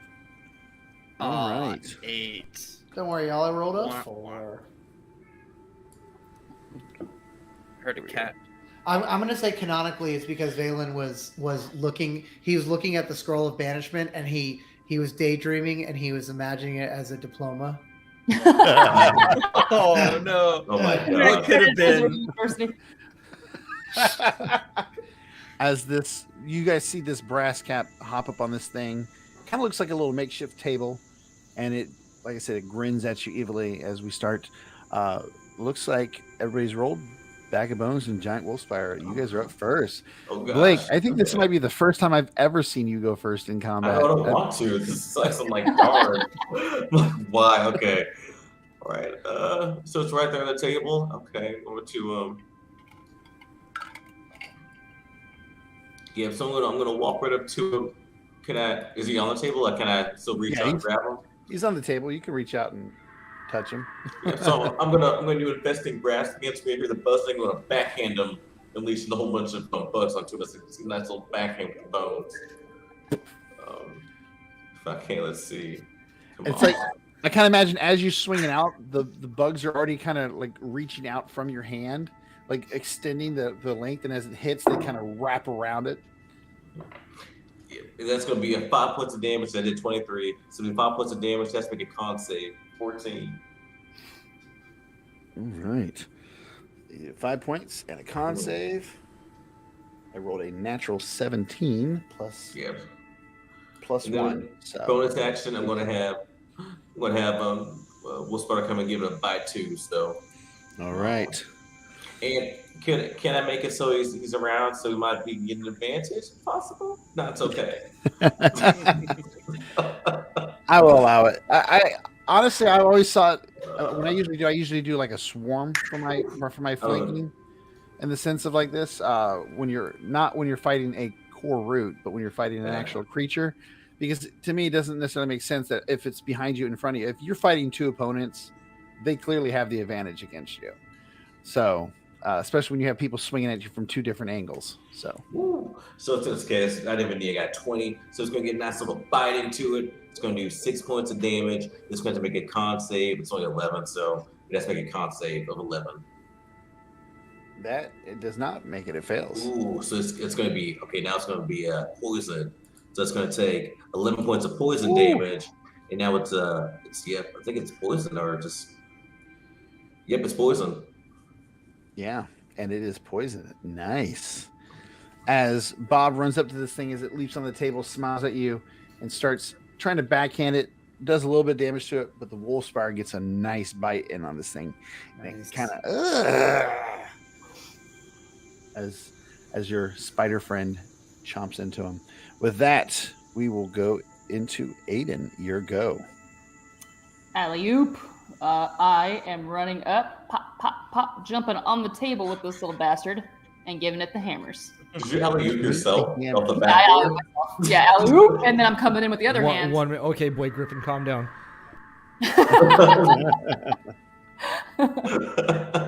Okay, let's roll to hit. Ooh, that's a 6. I'm going to say that's a miss. That's just my gut feeling. 15. 15 is a hit. Rad. And beep. 15 again. 15. Double 15s. All right. 7. And 6. All Clap, right. clap. And 6. Boom, boom, boom. Wait, did I do it? I'm trying to see if I actually did it. There we go. All right, I didn't. All right. Boom, and... Sorry, I clicked on the thing and it didn't actually do the damage. Boom. All right, there we go. No worries. All right. So you go up. First swing, it ducks and catch it. Pop, pop. All right. And it is rocked for your blows. And it does not look happy. All right. With that, it will be the Brass Cap's turn. Oh, no. And we can skip that. It's fine. Who could have seen this coming? it is going to... You're going to love this. It's going to cast Dominate Beast. Who's it going to be on? I think it's going to be on Benny. Oh, yeah. Come on, man. I mean, Oh, okay, boy. giant spider or big ass bear? He's a tiny bear now. And he is going to cast Dominate Beast on Benny. So we need to roll for Benny. A saving throw? Yeah. Is it like a wisdom saving throw? I'm Who'll trying use to your look on. proficiency bonus? Shard, I know, doesn't have the creature companion mechanics cooked in yet, but It'll be Nick. I'm just trying to read which one on here. I think it's a wisdom saving throw. Yeah.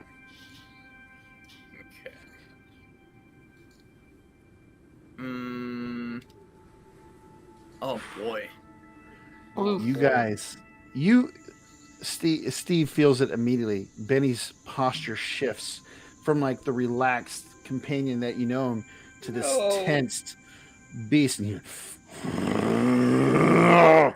you look down and you see his eyes seem to be glistened over as he's looking at Aiden from behind like fresh food. Benny, no. My heart breaks a little bit. My little goose heart. And with that, it will be not his turn. Let's see here. That person's not. Let's see. All right.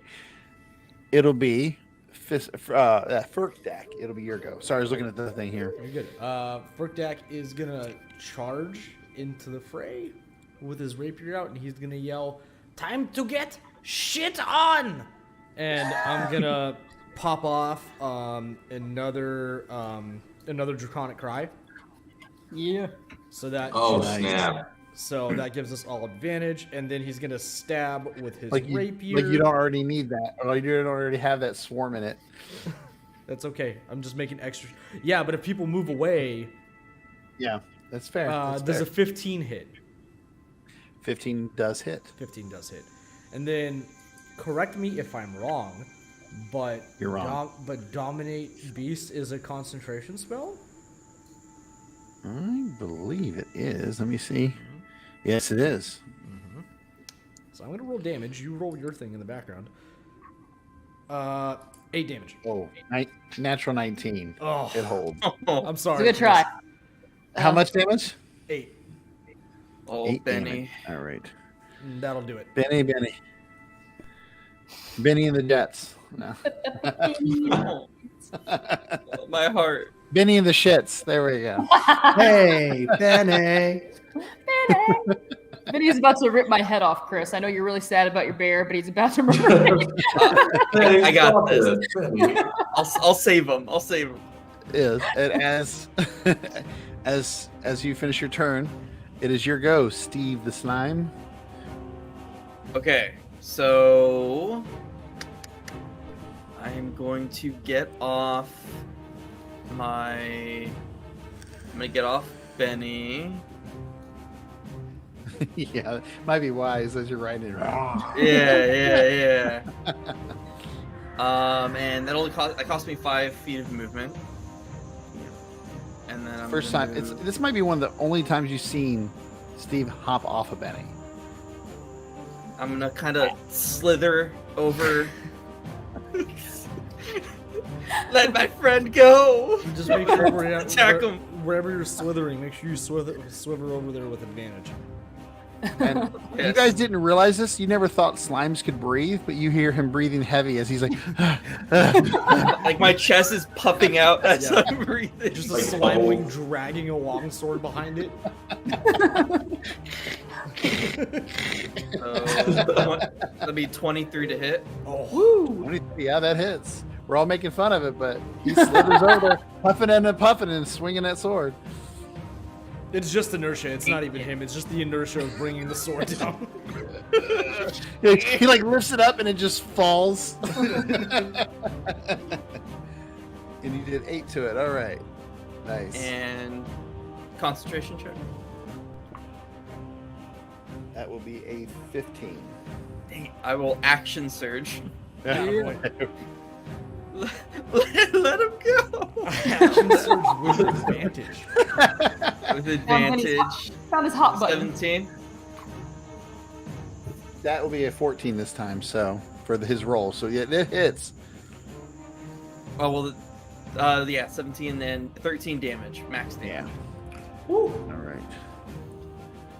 All right. Ooh, this That's thing the is looking bear- rough that's the though. bear catch the slime. That's- I imagine looking every rough. time he hits, it's like the sword like slinks back into him and then it pops out and hits him. Yeah, Like I like cartoon. that. This is I like that. Vecna Yeah, all very over again. cartoonish.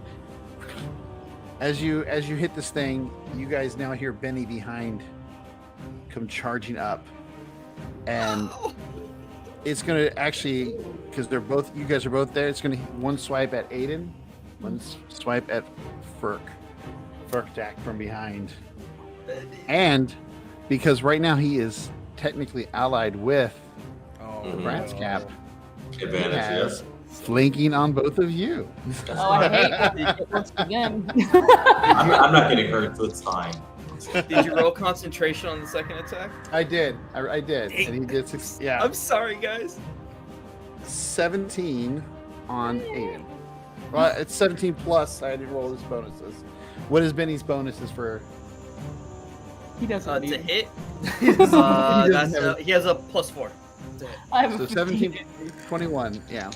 All right. Yeah. So 21, that's a hit. And then the other one I- is an 18 plus 4, you said, right? So yeah, 22. that hits. And it's And 2d4 you- plus 2 for his attack. No, I want you to roll the damage for Benny. Terrible human being. I am a terrible human being. I'm okay with it. All right. It's your pet. You're the one who brought it into this game. 2 and a all right? 1. 2 and a 1. All right, so 3. Aiden takes 5, and Ferk takes 7. As you guys feel these huge claws just carve into your backs, right down. Ah! Benny, you missed! you hear from Ferg's chest. God damn it! What the fuck? As you guys He's look not back, himself. you can see that Benny is definitely not himself. His eyes. Oh, he didn't seem miss. enchanted. He didn't miss. He's foaming. I think he meant to do that. I think he was Fuck. trying to actually. And with that, it will now be Valen, your go. All right. I'm hoping the Pokemon rules apply here, and seeing that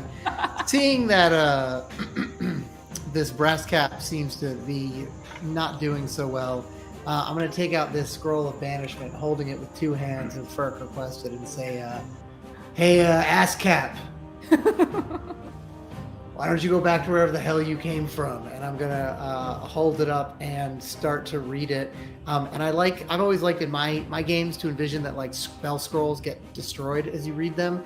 And so like as he starts reading them in this language, I like to think like the letters are burning away into like ash that is then like coalescing and flying towards the brass cap and like swirling around to hopefully pull them away. So they have to make a DC 15 charisma saving throw. Actually, this scroll of banishment is special. It's a DC 17 charisma save. Oh, So, even Like cooler. magic. yeah. So, let's go ahead and roll for his this brass cap save. Ooh, it's cocked, and it's a good thing because it was looking like it was almost 17, and I rolled a 3, so it fails. As this thing is beaten and tattered, and you read that scroll, and it's just kind of just dissipates from your hands, and it vanishes right before you. God, that Benny, was back to normal. anticlimactic. We gotta hurry though. Come on, you all feel that, right? Come on, we gotta go. It felt pretty climactic to me. I mean, it happened at the end of the round, as opposed to the beginning. It sort of built up. What is this round? What is You this just- round? What is about? this round you just- speak of? Yes. Yeah, you just see like Valen, just blood start coming out of his nose. I don't know what I'm saying. The fourth wall has been shattered. Yeah. Hey, Bob, we should probably go check that green glow out. Come on, guys, quick! Come on. Yeah, I'm gonna I was climb back trying, on Benny. Benny like ripped one of my Benny, butt cheeks Benny is. off. By the way, Benny is still. Oh no, Benny! This is your Still chance, hasn't ended. Steve. Still hasn't ended yet. Oh fuck! I'm gonna Everyone already left. Everyone bailed. try to calm him down. Yeah, let's get a heartfelt bonding moment here. Yeah. Break the spell. You got this, friend. Can I have an Ash and Pikachu moment right now? Except every time he Here's slaps. what we'll do, because there's certain ways in him, but because he's such a good friend, give me an animal handling check. 'Cause as Alex said, this always works so well for you. We'll see how that goes, and then depending on that, we'll decide if Benny rolls with advantage or just normal to break the spell. 11. Can the rest of us using the power of friendship give him advantage on that roll? Yeah, the power of friendship. It's okay because it was able to break. How do you calm Benny down, Steve? I will like slither back onto his back and just kind of like pet his head. Like there. I raised you from a little cub. Please. And as you first start trying to slither up, it tries to pull away, but that familiarity just kind of sinks in, and you're able to push the magic off. And it looks around, confused. It's okay. You didn't hurt anyone important. I'm okay. Aiden's butt cheek is just on the ground. Take it off. And the whole party cries a solemn, silent cry as Benny turns to stone. No. But as you guys finish that, you guys feel that pulsing growing Whoa. Yeah, we gotta get in there. Come on, guys, quick! We Let's gotta go. see what's going on in here. Mush, Benny, mush. I love the way that we're pulling these tokens on the tabletop right now. Reminds me of like when you're a kid playing like Army Men with your friends, and you're just like, boop, boop, boop, boop. Everybody here. Yeah. Guys, we gotta go. Oh, come on, we gotta hurry. And as you guys step into this room, I don't You- want to touch the glow. there's this glow all over the floor. And the moment you guys touch this glow, We're not touching it, I don't think. Only Furk is touching it on the map. No, look, I will zoom in for the viewers at home. Ferk is just in front of it. Just in front of it. Oh my gosh. as you guys get near it, all of a sudden you hear, thought it was that easy, did you? Oh, great. As right there next to Bob is your good old friend. No. Once again, the He's gonna brass. scare. Well, He's back. he's gonna And- scare me, so I'm gonna use. So why are we plots there? Like I'm gonna get freaked out, like Junkers now. Like I'm out. And as he appears, he goes. As he appears, he does say to you, "You thought I was the only one? I don't come alone. I never work alone."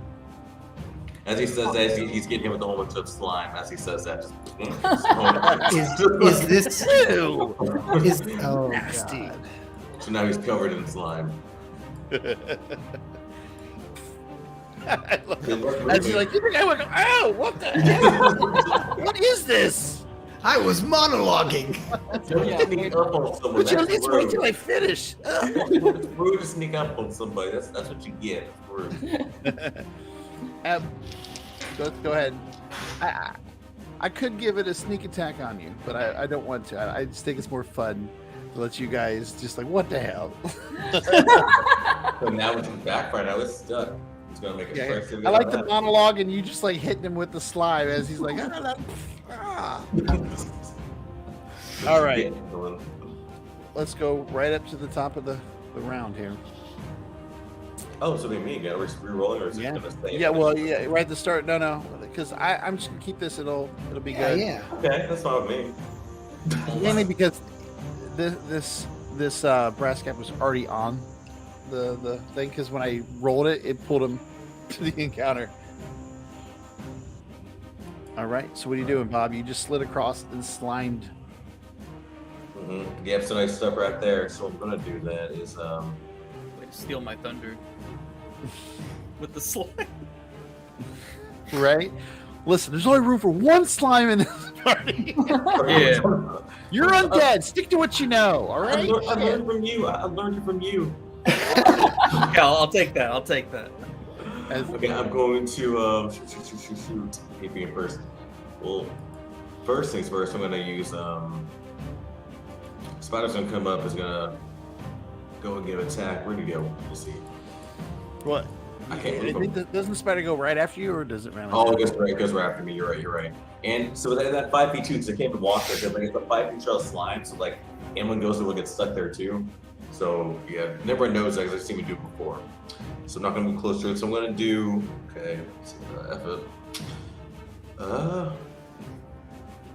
I'm going to use fungal barricade. So I'm going to use. So we're going to see a whole bunch of these another underground oracle spell. So I'm going to point to an area like right near it. It's like a 20-foot radius. So it's going to make sure that's going to be all around it. These mushrooms are going to start like growth because you see these little spores split up from like out of like my skeleton body.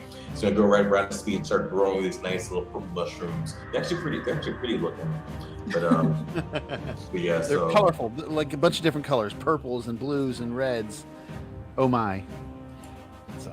So cool. oh man, that's a lot. There we go. And so all just right there, make sure it's gonna be touched over to him. And so on his turn, I'll make a save, and then I'm not sure if I'll be able to hit him with.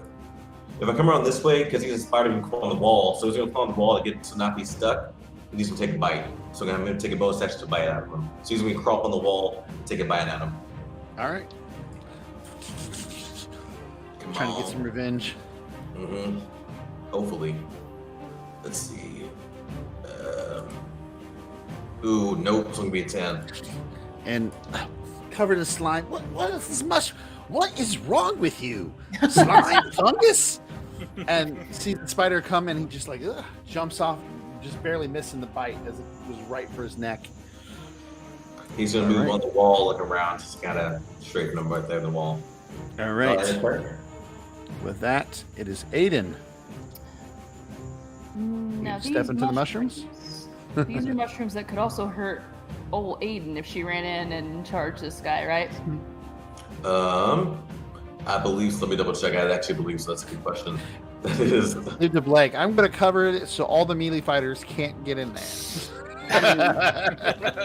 Yeah, well, no, it's only any creature that starts or ends its turn there. So if you hit something and walk Come away, back. you're fine. Real Yeah. quick in and out. Just watch out for the slime I left too, though. So. You've really created an awesome obstacle. Okay, so let's see here. 5, 10, 15, 20. Yeah, I get in there and get out. So I'm gonna do it. I'm gonna pop into the mushrooms. I'm gonna hot step it around the ones that look particularly poisonous, and clap this lady with my hammers here. Pap, that's a 24. Nice. Pap, that's a 20. Yo, So you make I the pap sound. want to subscribe for her for what she has for her dice because I want those too. Right? Yeah. Yeah. Pap, the last time's a 13. Does that hurt or hit? 13 does not hit. Oh wait, let me double check. For some reason I was looking at your sheet, so let me double check. Actually, it does hit. 13 does hit. Yeah. In that case, I'm going to use an ability that I saved for the climactic boss battle. I'm going to use Flurry of brutal blows. accuracy. Yeah, brutal accuracy. When you use flurry of blows and successfully hit with both unarmed strikes, you may deal extra damage to the target equal to your martial arts die. Nice. So, All 4, right. 6, 7, and then another D4, 4. Ooh. Damn. And That's then 21. pop my happy ass back out. Yeah. Pew. 21. Oof. Can we get a Underground Oracle stretch goal on the Kickstarter for Just Penalty soundboard? Oh yeah. I'll Yes. give that out for free. I just like the attention. As Hit me up. you guys watch as Aiden just hops in, just dodging the mushrooms in just a couple spots that haven't been filled yet, and just come in, hammer, boom, one with a spin because they're trying to dodge the mushrooms. The second hammer comes in, clocks in the same spot, pop, pop, and then with the third, both hammers right in the chest, boom, and it just like explodes out with damage, knocking the wind. Not funny. Now there's your Oh, stupid man. mom jokes, ass cap. Anything else? Nope. All right, with that, Snap dodge. it is this one's It's Timinsk. gonna Is make- it Timinsk? Is it Timinsk? I want to say that they are named. Is it Timinsk? Timinsk? I want to say. Am I pronouncing it right? Yeah. You tell me. Okay, Timinsk. All right. Gonna make 2 Teammates. saving throws. The brass cap Timinsk is its name. Timinsk is going to reach out and hurt some people with its chaotic Oh. blast. But first, it's gonna take 3d6 damage though. First, That's true. because he's throwing his round in there. So Now you said it was slime. The slime makes it to where it's hard for it to move, correct? slime makes it has to make it has to do a strength save to move. But he's gonna take poison because he's starting his turn in there, so he's gonna take 3d6 poison damage. So it's 12 poison damage right there, Boom. and it's poisoned. Wait, no, you have to make a con save. Wait, no, let's see. On a failed save, the creature takes. Yeah, so it's a con save. Con save, and if it passes at half or what? What is it? Passes. If passes, gonna be. I rolled a 14. Does that pass or fail? Yeah, that's gonna pass. We see. Quick Yeah, con follow-up 14. It question. just yeah. I 14? should have asked earlier, but just absolutely trucked it, so it doesn't really matter. Is Draconic Cry still in effect, even though Valen banished it? Or is this a different one? Is this a It said, if you guys remember at the beginning, it said, Do you Like, think that I came oh. alone? I don't work alone. Mhm. So it only takes 6 poison damage. So let's say it takes 6 poison damage. 6 poison damage. All right. As your spores pop off, it's trying to catch its breath as it is, but it's able to get it away, and then it looks right at you, Aiden, Damn it. and it is going to throw one of the blasts at you. I take it as a compliment. That's a 19. Oh, never mind. Jeez. Dude, these rolls are. Everybody's rolling good in that. To Keith in the comments, in all fairness, I would be the type of person to call it an ass cap, but that was not me. That was Nick at first. So you can blame Nick. That was. That was. Nick's point ass cap. Yeah. Oh my gosh, that's true. And as it throws this blast at you, you just get hit, and like the wind gets knocked out of you, Oh no. and you take 15 points of damage. 15 Oh, points of force fuck. damage. Oh my gosh. Oh, you guys! And then it looks right at Valen. Not sure if Valen can throw any more of those banishments, and it's going to throw one of its blasts at you, hoping that it can take you out before you can banish it. And that'll be a natural, not a natural 20, but it'll be an unnatural 20. Valen sees what just happened to his ally and goes, "Not today!" and holds up and casts shield, which brings my AC up to 21. And you see this force just hit your shield, Yeah, and it just knocks back the energy. and it is of course a blood shield of just like Yeah. that just splatters all over the wall after it. It's okay. And it will. Way to flavor being a prototypical wizard and buying How buying dare completely into the stereotype. Gotta do it. And I gotta check. You said that the slime does have to make a save to break out of the slime. You said Yeah, unless it wants to try to move. That's what Okay. it's training. Well, I think you have to make the check as an action, right? So it can't move. Then it's just stuck there. Also, do I need to move my? I don't know if we're like not quite in the same grid. Me, Bob, and Ferk. Yeah. Are we? I don't Should yet. move over here a little bit. There we go. Here we go. Ferk should be like right there. There we go. Cool. All right. So with that, it is stuck in its place because it used its action to throw some attacks out. And Ferk, it is your go. All right. You just watch. Yeah, you just watch as this spider tries to bite it. Aiden pounds into this thing, knocking the wind out of it. It reaches up, strikes Aiden, knocking the wind out of them, and then you see it throw another blast at Valen, who deflects them with his own shield. Okay. What are you doing? Okay. Quick question. So like a throw action would be a full action or a bonus action? It'd be an action. I mean, Hey man, it wouldn't be a bonus action. different strokes for different folks. Ferg still being very like intrepid about stepping on any of these magical runes, and like just being wary about the fact that he is in fact not a dragonborn but something else that is much more clumsy. Is gonna do his little upchuck again that the party has seen a couple of times where nothing has happened, and he's gonna yell firebolt, and a bolt of fire is gonna shoot out of his throat. For those of you who've been perceptive in the past, it looks like a dragonborn breath weapon, but it's not. It's like obviously coming out of a little trap door in the neck. That is a 13. 13 hits. That is a robust 2 damage. But a very robust 2. Hey, damage is damage. Damage is damage, so. As it hits, it sets the tree on fire. No, I'm just kidding. 2 damage, but somehow still sets the tree on fire, making shit really so bad. dry in here. It's so dry. All right. What else you got for us? That's Bert? all I got, man. All right. With that, Steve. Get him, You and Benny. All right. Okay, so I've never done this before because I know Benny can only move on his turn. That's right after my turn. Can I use a bonus action to order into attack and then hold my action for when I'm within reach. I don't know if you can use a bonus action and then hold your action. You can do Well, bonus because- action for action, Morgan said. Yeah, you can do bonus action before action. Yeah. Okay. So then, yeah, I I'll would allow bonus it. I would action, allow it. order Benny to attack, and then hold my action for my attack. And then on Benny's turn, he'll move up, and then I'll attack with my longsword. I would allow that. It's fine. Okay. All right, so let's go ahead and do your attack first, though, just so we can knock it out of the way, and then I'll Crap.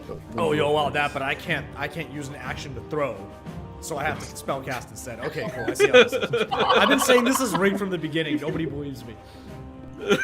All right. So He said, his buddy, you wanted to use a bonus action to make an attack. He's like, Benny, attack.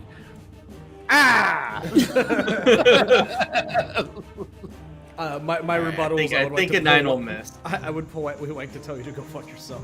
That's my rebuttal. Benny will attack twice. I think I missed like everything. Yeah, you did. Benny's tired. It's I mean, okay. if he's stuck there, I mean, he's kind of stuck in glue. Would it be easy to dodge or kind of stuck in place? I mean, you can't really move. So. I would. You know what? Also, would he be Is- flanking with the spider? The spider tongue is on the wall. Kind of up, so I love everything. What about bet this? he What about- real quick, with it, is he considered restrained or is he? I think it's just stuck. Let me see. I think it's just stuck. Whatever gives me advantage. That's Becomes what stuck in place. So any creature outside the slide, it stays at that. It's gonna be if your stuff slide becomes stuck in place. Yeah, I think it's just their Well. like movement is reduced to 0. Yeah. Yeah. Okay. But it won't be from that. But I will, like I said, I am doing like the swarm rule. So yeah, I would allow you to still do it because you have the spider there engaged with it. So yeah. I Honestly, appreciate the pity. I should go back and let Aiden re-roll that as well because they might get a critical on that because advantage. I took my swings. Okay. I'll let it go where it goes. I mean, I want to play fair because Oh, no, it's you would cool. have had it as well. So I'm All sure right. there's some point where I should have flanked or something during this game and didn't catch it, so we'll just call it even.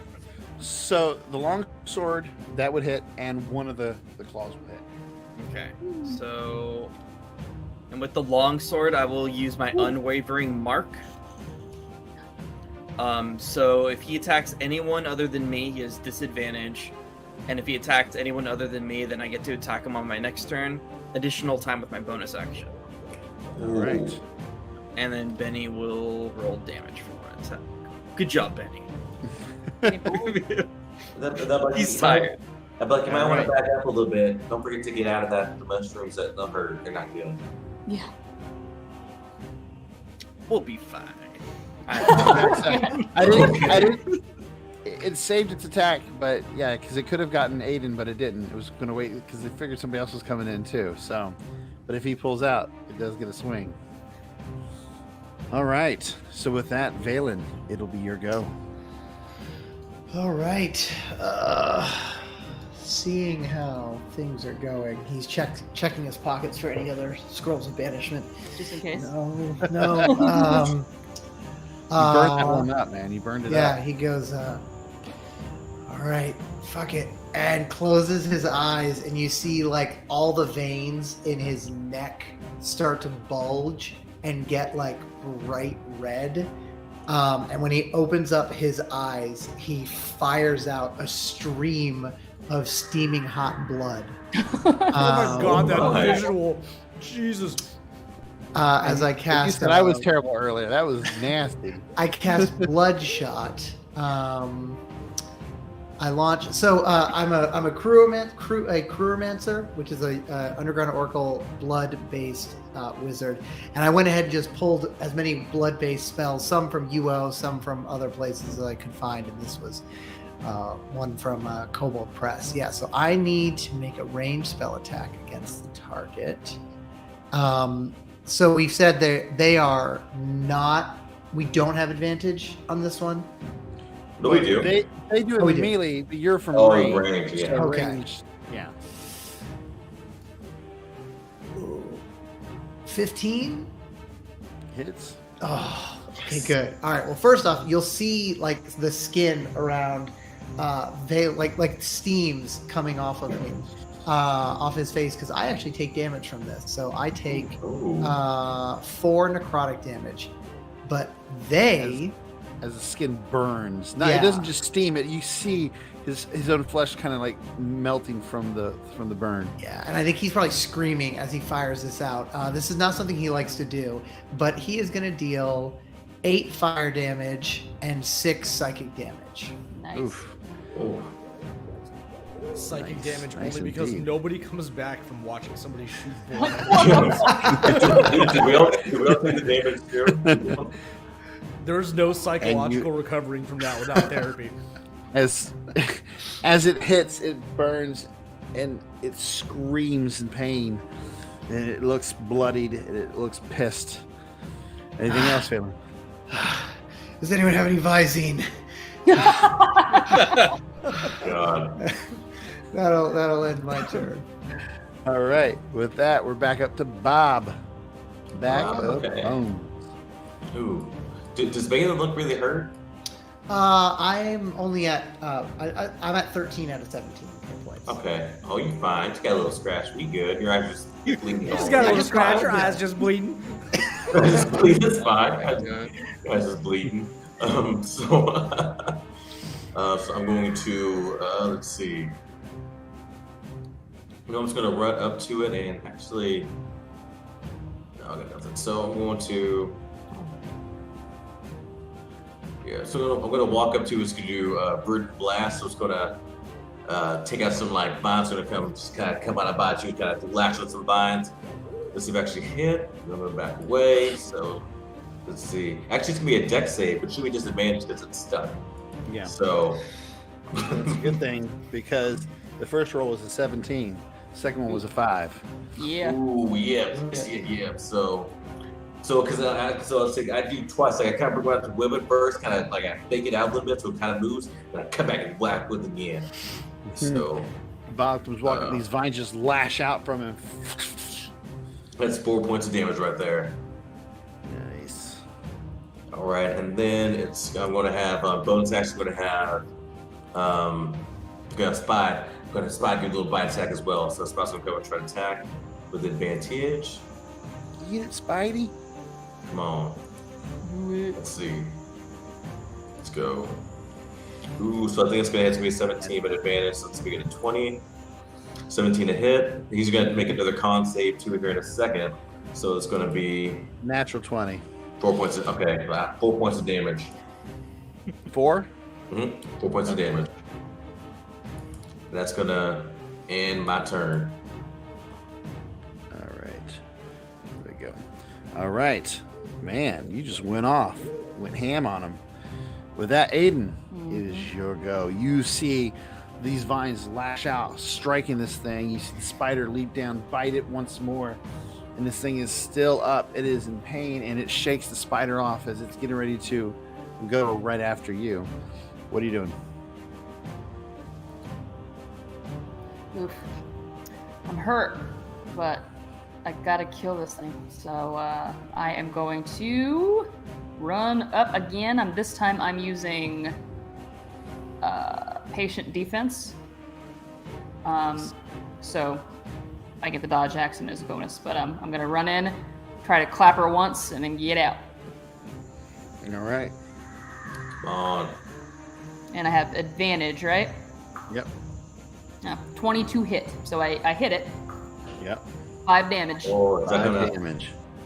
And then beep, beep, beep. I'm gonna try to get away. And Beep, beep. it will take a attack against you. It does have disadvantage. Yep.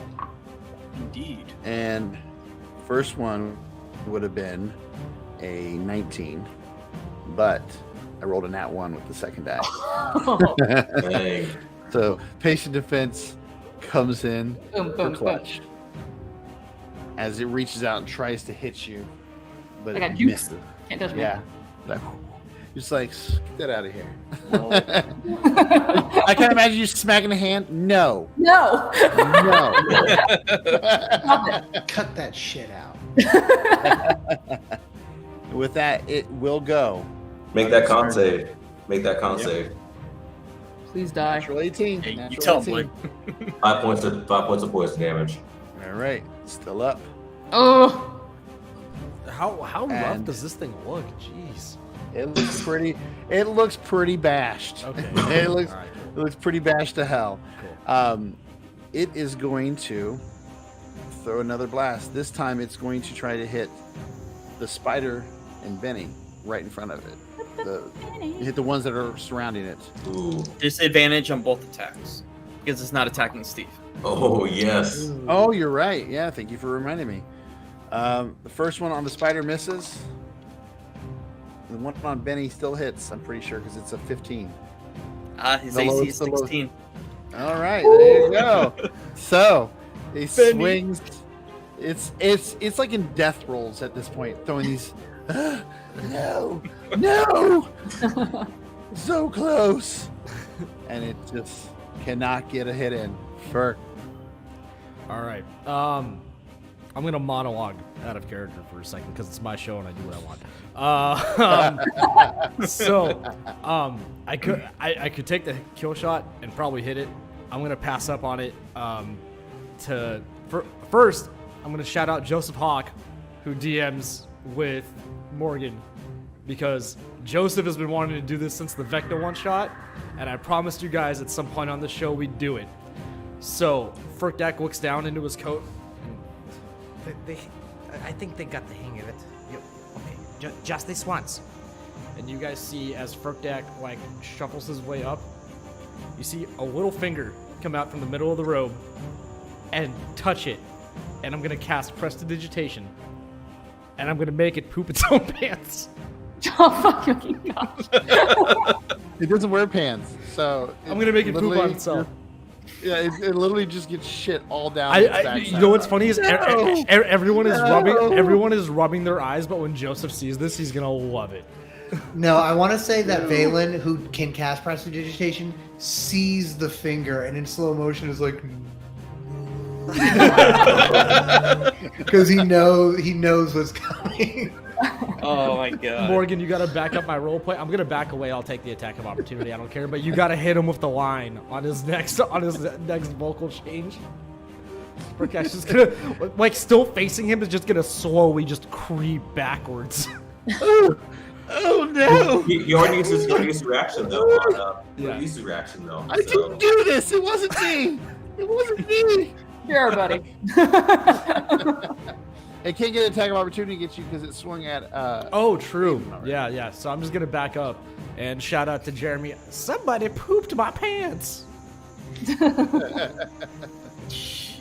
That was for the Vecna game. That was for all Yes. the Vecna homies. There you go. And that was Ferk's turn. All right. With that, Steve. Ooh, Steve, you're gonna make a con save, Con Steve. save. You Yeah, and bro, Benny I need to told make you con not saves. to see him there. But Oh wait, do I need to make it or Benny? both are Because gonna need Benny's to. the one. Who's Okay. in it? Who's ever in it's gonna have to. Okay. Yeah, it would be Benny. It would be Benny because it's on the ground. Okay, I think that's good. Okay, you save at least it's only gonna be. It's only Ooh. going to be. Okay, well that's It's only going to be half of only max 7. damage. Only 7.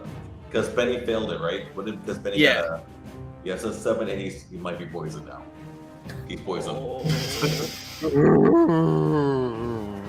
Benny looks like ill as one of the mushrooms that kind of like explode in his face. Feeling bad for my friend and wanting one of the guests to get the kill shot, I will give Benny my potion to heal him. for my action. I'm gonna heal my boy. I'm gonna laugh, Chris, when it's all misses. On the rest of the combat We round, die. like, we did that for nothing. We're Don't gonna wipe. say that. We're gonna TPK for nothing. What is that? That's a 3d6 plus 3, right? Yep. Mhm. Alright.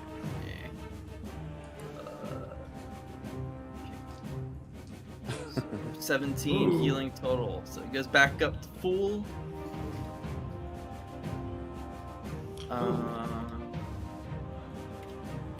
Not gonna cure poison. Okay. And then I'll have Benny take the dodge action. Yeah, Benny's like trying to avoid the mushrooms now. He's trying to be nimble. Yeah. And I'll end my turn. All right, Valen. All right. You see Ferk touch this brass cap somehow. You know how. It seems to have shit all over its backside. And at this point, what are you gonna do? All right, I'm gonna say, all right, listen up. By the time I'm done with you, you're gonna wish that you got a banishing scroll, and I'm gonna hold out my hands, and again, you're gonna see the veins come out. But this time, instead of shooting blood out, you just see like my veins like pulsating. I'm gonna reach out and cast Roiling Blood, which is an Underground Oracle spell, and I'm gonna upcast it to level 2.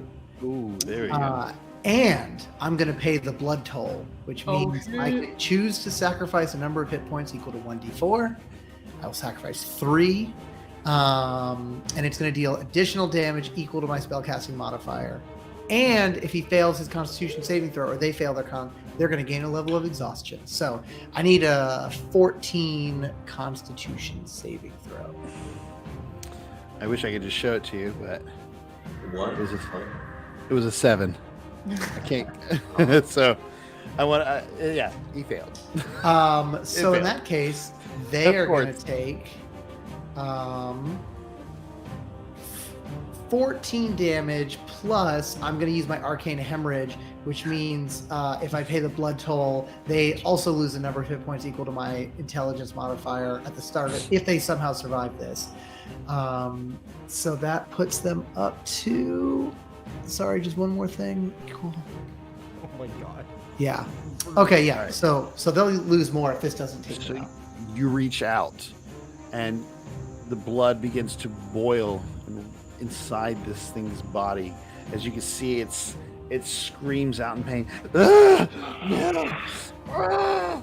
And you all also notice that Valen seems to be sizzling himself. His skin seems to be burning. He seems to be releasing more energy from himself to increase the pain. Yeah. And Valen, how do you want to end this? I say, hey, Aiden, remember that orifice hill? Yeah. And then just I clench my fist, and just out of every orifice, eyes, ears, nose, mouth, just blood explodes out of the brass cap. Jeez. I like it. Nobody's able to make a saving throw. Everybody is covered in this thing's blood. Yeah, he just spins like a sprinkler, just absolutely coating the room. He leaves not a drop inside of him. There's Of anything. the crazy thing is there's no way this thing had this much blood in it. Somehow, you know, like those old horror movies where there's way too much blood. Like there's just no way. Yes, this is one of those moments. The room's just painted. Yeah, the whole room is painted, and the body collapses, and it begins to sizzle and dissipate as it returns to wherever it came. But you notice on the floor next to where it falls, a small pouch sitting there.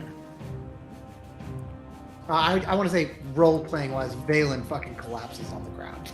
Yeah. Oh gosh. I'm gonna go help my forearm buddy up. Yeah, I'm gonna. Ferkdak immediately dives like towards him, and I'm gonna burn my last spell slot, and I'm gonna pop a Cure Wounds on him at first level. Whew. I'm gonna neutralize the poison that's affecting Benny, so Yes, I'm gonna that's- do that. That's one ability, so I'm gonna. Benny and the neutralize shits. Yeah, 7 HP for you. Oh, Nick. Penny. Okay, that's good. I was getting a little low. Yeah, I could tell. My first suspicion is when your eyes started burning, and bleeding. Yeah. It's the dead giveaway. Now I'm no Yeah. doctor, but if you start shooting blood out of your eyes, I'm pretty sure you got something going on. I've heard that's And- terrible for you. Yeah. And you heal up a little bit, but he's dead. There's a pouch laying on the floor where his body had fallen. I think he dropped something. I'm not sure what it is though. I do not know that he had anything left to drop. I mean, there was a lot of blood. Bob just covered me and Joycey. He's like, if I got some blood. I'll grab the pouch and I'll toss it to Valen. I think you probably earned that. Hits him in the eye. Yeah, I go to try to catch it. Oh. Can't catch 4 arms and you still miss the catch. it. He's a wizard. You guys, the ground's still glowing. I mean, I think we still need to stop it. So I don't. The ground does begin to Oh, fade away, and the magic that it was using to draw seems to dissipate little by little. But inside the pouch, you find this letter.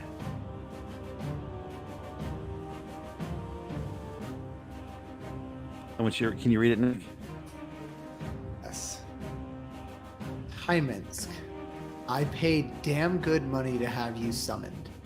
If you wish to stay in the material plane, then get rid of Elder Timo and his people. Find their village. It lies in the forest directly above the ley lines. I want them gone. Do not fail me. With the initials CF. That son of a bitch. Bastard. oh, but wait, who's CF? I don't know. The You guys noble. know. Cornelius Fett Counter. You recognize the initials because you've went through some of his documents, and that is how he signs his initials. Hey, Cornelius. I think we've got I think I look over at the pile of brass cap excrement and let the others and say, guys, I think we've got. I hold up the letter. I think we've got some more shit to clean up. And then I just pass out from exhaustion, not from HP, just from exhaustion. And as we after you fade guys- as we fade backwards, the Miami Vice theme song starts rolling. And as you guys sit there, recover, you clean up the mess that you made because you guys are professionals. We're janitors. And and as you head back down with the threat of the brass cap gone, silence settles over the mouselings tree, broken only by the cheers and rejoicing as the tiny Fey mouselings greet you as you exit. They offer you a night's feasting and drinking to celebrate what you guys have done for them, each professing their gratitude and appreciation for your bravery and heroism before joining hands around you and once again returning you to normal size. And as you return to normal size, as promised, Elder Timo brings forth 5 bags of gold. Each hands it to you each, and hands out this very elegant, well-crafted crossbow. If the rest As of you promised. if the rest of you don't mind, I actually know somebody who could use that crossbow. Oh, you do? Who? I do. Well, The arms reach out and take the crossbow and bell lifted down towards like the knees, and you see 2 little hands come out from like where the shins would be, grab the crossbow, pull it into the rope, and go, "Thank you, thank you." Is that a normal Dragonborn thing? Because I haven't seen. It must be. I mean, our friend here has 4 arms. listen, Oh, there might be some things we need to talk about when we get back. yeah, you're just a Shandell and a Dragonborn. Makes complete sense. And with that, you guys celebrate the night, We're and heroes. this is where we'll end it. Awesome. Oh man, what an Very awesome nice. match. Great job, guys. I like that event. That adventure was a lot of fun. Yeah. That was tight. It was. Thank It you was. guys. Thank you guys so much. Super awesome Oh, party. man. I couldn't have thought of a better group of people to bring together. The roleplay was fantastic. So yeah, specifically So much thank you to Nick and Blake for playing. Jess, obviously you as well, but also thank you so much to you and Keith for writing such an awesome adventure, and thanks to Yes, Morgan for awesome. tying it together with all our, I wanted to say idiosyncrasies, but it was just idiocy that we came up with in our session 0 and making it Oh, flow man. so well. Thank you guys all was great. so much. That was And thanks so to, great. Thanks to everyone that hung out in chat for almost 4 hours. Yes, you guys are awesome. Thank you, chat. The real Yeah, one right it's- there. Seriously. Amazing. Yeah. Oh man. Oh man. All right, thank you everybody Thanks, for Keith. watching. Sure. Anybody want to do any last second plugs? I know, just for the newer viewers. If you guys want to cycle through it like one I more said, time before we log out. I'm a professional dungeon master. I have an amazing team of dungeon masters. Check us out, mindflamemondays.com. If you're interested, you can contact us. We'll get you started. Besides that, I have a podcast, Mind Flame Mondays podcast, and check me and Blake out on Zeal Zaddy's channel on Tuesdays. So, Yeah. If you, again, I know I mentioned at the beginning, if you like what you saw tonight with Underground Oracle, go check them out. Either their Patreon or they're on Shard or they're on Drive-Thru and everywhere. And if you want to try Shard out, it's only $3 a month for a player subscription, or you can do it for free. And you can actually use the code SCRY2022. Here we go again. And get 20% off of your Shard memberships. So check it out. I hope anyone who's watching or listening to this will give it a try, because I think it's one of the I think it is the best VTT for 5e D&D. I appreciate you all letting us kind of spotlight it tonight. I will follow up with just a quick shout out to number one, all of the partners that we work with, because this is going to sound like people tooting my own horn, but it's not. I work really hard to find sponsors for this channel. Number one, that people in this community actually want to engage with, as opposed to, sponsors like random VPN companies and apps that give you discount codes when you shop at miscellaneous websites. But I've also been super lucky to pretty much everyone I've reached out to, starting with Bite the Bullet and moving on to Shard and Underground Oracle now, and the guys at Dragon Workshop who we're partnering with for the next month. You guys are all super awesome people. This community is fantastic because, like I like to complain, this community does have its dark spots, and I'm just very blessed that our show has attracted the people that it has. I'm super glad that you guys are able to come on the show and play with us, and also create, on top of being super cool people, create really awesome products that I'm actually passionate about engaging in, and we actually use, not because we have to, because it promotes the show, but because you guys actually have superior products. You guys are fantastic, all of you. Morgan a little bit less so than everyone else, but still pretty fantastic. I can agree with that. I had a blast. Yeah, It was awesome. super fun. I'm not gonna plug us anymore because I feel like it's just been one giant fucking love fest for us, which is great. But honestly, I'm super grateful for all of you for participating in this and for showcasing our adventure and for supporting us in all the ways that you do. For running the adventure so amazingly, Morgan, for Alex for producing, Chris, Blake, Nick, everybody did such a fucking great job, and I'm just incredibly proud to be a part of something like this with people like yourselves. And I know I speak for Keith when I say that, as well as for myself. Just knowing that our stuff gets to see play with people like you and the people that are supporting us in the chat and people that support us in general. It's why we're doing this, and it's amazing, and I'm incredibly grateful for it. So that's what I want to end my piece on. Just thank you all. Free t-shirts for And everybody. I will plug for them. Wait, who so said that's that? fine. Free t-shirts? I will plug for them. So yeah, so again, Underground Oracle, they definitely, like I said, they just quality content all across the board. All the stuff you get from, like I said, there's that deal going on too, the Christmas in July, whatever. So good deals on it too. So much fun. Like the kid I was playing Underground Oracle content, like Wicked Skeleton, just that whole I can't. They're great. They're fantastic people. Yeah, if you want to see me, you can see me in a couple games. I play with Zilzab, which is also a lot of fun too. Me more to play on Elixia, a hell of a lot of fun too. And you can see more of Underground Oracle content because he uses their stuff too, because it's awesome. So it's everywhere you go. And lastly, I do want to say, I'm just happy as hell to be able to play with these guys. I actually heard about this because Morgan may have leaked it to me a little bit before, and I was like, oh, that sounds so fucking awesome.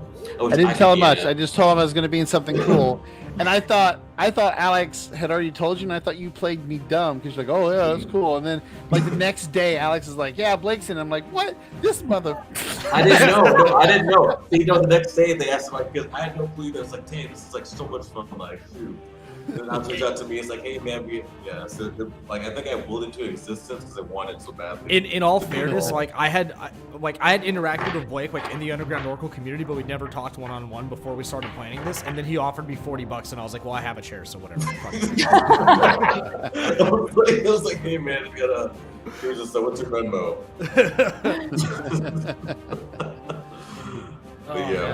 All right. Thank you everyone for watching. If you liked what you saw, subscribe.